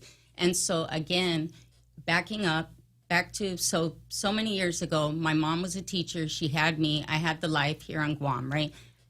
Everything was great in the 80s. None of the things that we are seeing, because we had a lot of things, that were just available from the community centers, the youth programs, schools. I mean, Parks. We were the arts, absolutely, and a lot of funding, came. And then I think for me, what I noticed was the values were changing. For example, for my own experience, again, naming her Erentia made sense to me because I had Erentia to represent my Chamorro side, but her nickname would be Erin, and I planned that because my dad's heritage was very strongly rooted in Ireland. But another common thing in common with you is he came from Brooklyn. Oh, He was in the 3rd Marine Division. Oh. His name is John Phillips. He passed away when he was 90, but he was a accounting professor. So he's well known on Guam, too. And he held his dignity, even though I showed none when I was in pain for my mom, right? And I didn't know any better. But the culture and our family and the extended family, and over time, carrying through with having Erentia and my family, seeing that I was going to be okay, because of my dad, I was able to get the certification in teaching, because the classes were free for faculty, families, so I took advantage of that. So I just kept getting these opportunities. Right. And when she died, I just knew that the change for me was that I was still her mother. Right. And I was going to honor that.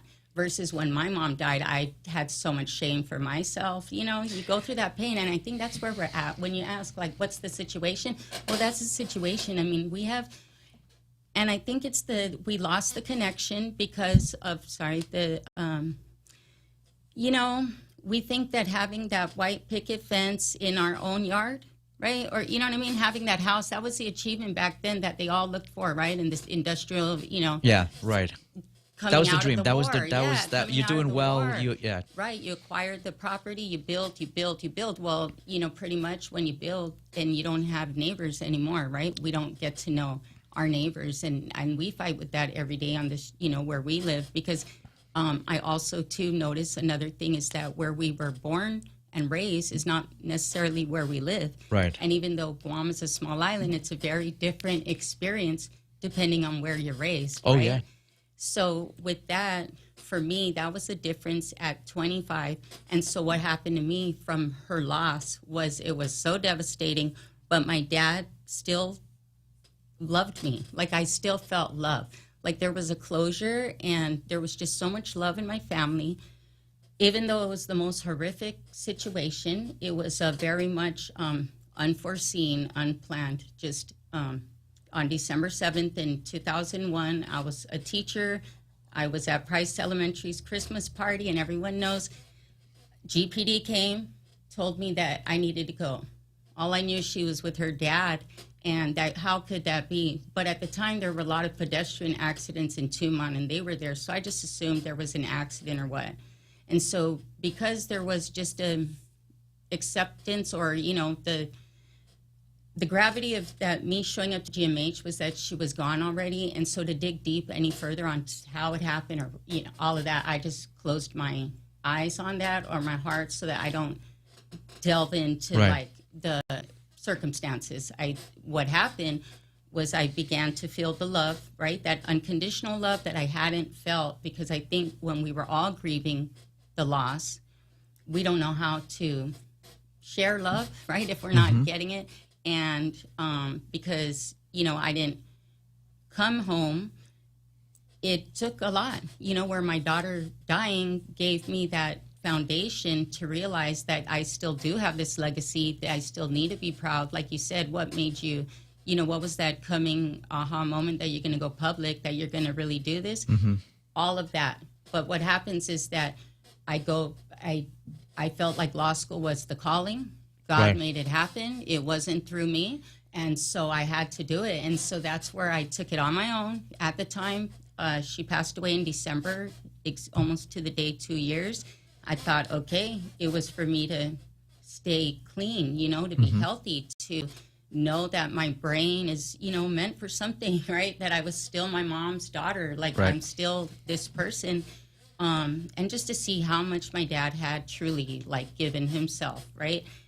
So we did. It was painful too, though. Like it wasn't easy. No, and you know, obviously you touched on that, right? So you know, through a lot of prayer, I mean, the guidance that you went through through the law side, you're in the public defenders. Now you see it firsthand, right? So, you know, I'm a very data driven. Like I need to see the numbers sometimes, but when you see the physical, I mean, the physical aspect of who comes through, right? That's another realm. But I do want to touch on real quick is the organization. Yes. So the mission. Yes. What are we doing? So this is what happens: is that more so because of the parents who are already displaced, right? There's no house. They can't take care of they can't take care of their kids. CPS, right, gets that report, intervenes. The court sees that, you know, there's enough to bring the parents into court. Then they get representation, and they have to go through the court system to answer, right? And so in order to reunify with their children, they have to have things like if drug and alcohol is involved, and that's a problem, so they get screening. Like these are mandatory requirements that the court holds these clients to. And so what I saw, and yes, the court's holding them to it, but the court, and this is where another factor comes in with this community support, is that I'm also here today because our organization wants to directly support the candidates that are in the Guam Family Recovery Treatment Court. It's a treatment court that parents are afforded if they're eligible. And if they go through the program, then that's just one more layer of assurance that the court has. And it's a supported program for treatment. You get all kinds of support for transportation treatment, meaning drug and alcohol treatment. The providers, their staffing, and we all get together. So I became a part of that by being included in, you know, with public defender. And it's a holistic approach, but run through the court. And it's so data-based, you know, data-driven, at best practices. And I'm a proponent of that because of my education background, which I had 15 years prior. So again, the connection here for me, the reality was that when I came in from the classroom into the courtroom, I saw, which I didn't see, classroom teachers do not see what happens at home. At home, and yeah. after school. And when the neglect, I mean, we can feel it a lot of times, and that's the awful part. But then it goes into the channels of like the counselor and the principal and then the service providers, right, out in the community, and the teachers just don't know. And so obviously you're a nonprofit organization. Yes. Besides donations, We want to go with donations. Okay. Because what happens here, and I've seen it by staffing the program, is that when the parents actually, which is where you're at in the sense of why are we having this, there's not enough housing. right? Unaffordable, unattainable, ridiculous, $1,500 security deposit. And we're using the Guam Housing, GURA's factors, because that's who we are servicing, right? Our indigent.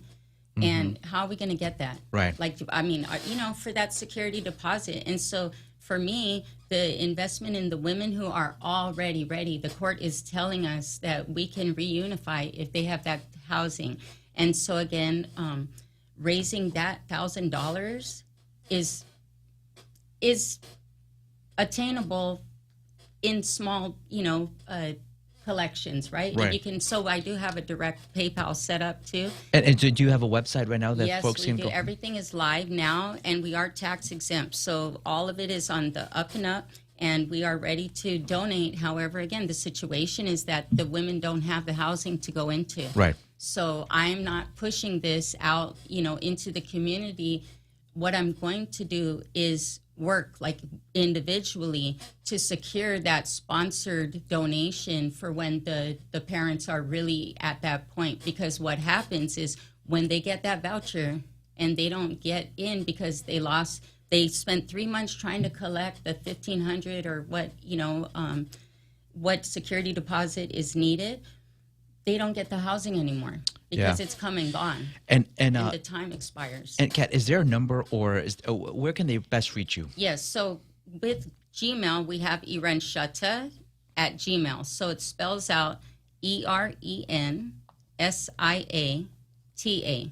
so that you just roll it off into at Gmail. At gmail.com. Irenshata at Gmail. Now, in Chamorro, the context or the grammar changes when you shift. So the organization itself has a take from my daughter's name, Irensha, to now it's a broader sense of Irenshata, and that means ours, right? So I'm looking at it like this is our community. And one of the things, unfortunately, Kat, we're coming up to the no top of the hour and at the end of the show. But what I will propose is I would love, I'm back on Monday, Tuesday. I know you took the day off, but would love to see if there's any way we can continue this conversation. If you can call in on Monday or Tuesday or however, would love to continue to. There's so much more, but now I do want, to make it known to the public that you do have a direct connection to help our most vulnerable.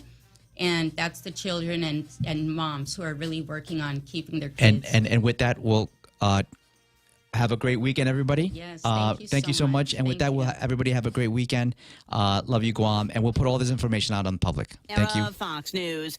The FBI says after a months-long investigation of old evidence, an arrest has been made. Brian Cole Jr.'s cell phone pinged in the area of the RNC and DNC the night of the crime, January 5th, 2021. Authorities say bank receipts show that Cole purchased bomb-making materials in 2020 used to make those specific pipe bombs. The FBI agent spent hours at his home in Woodbridge, Virginia, a D.C. suburb. He's charged with transporting an explosive device in interstate commerce, as well as attempted malicious destruction by means of explosive materials. Authorities say search warrants are being executed. More charges could be on the way. Fox's David Spahn, the motive for the plot has not been released, and it's not clear if there's any connection with the 2021 Capitol riot. A victory for the Trump administration in the effort to keep the National Guard in Washington, as the federal appeals court has paused a lower court order that would have ended the deployment a week from today. The judgment, though, is not final. Members of the House and Senate Intelligence Committees heard from the admiral who ordered the strikes on a reported drug boat off the coast of Venezuela in September. Admiral Frank Bradley briefed lawmakers in a secure room for about 4 hours. House Intel Committee ranking member Jim Himes says he watched the video of the incident and found it disturbing. Any American who sees the video that I saw will see the United States military attacking shipwrecked sailors. Bad guys, but attacking shipwrecked sailors. Senate Intelligence Committee Chair Tom Cotton. What's disturbing to me is that millions of Americans have died from drugs being run to America by these cartels. Senator Cotton says he believes these type of strikes will continue. Investigations into a series of mishaps by the Navy during a U.S.-led campaign against Yemen's Houthi rebels has found the stress of combat was a key factor. America is listening to Fox News. Boss, I got run over by a forklift. Boss,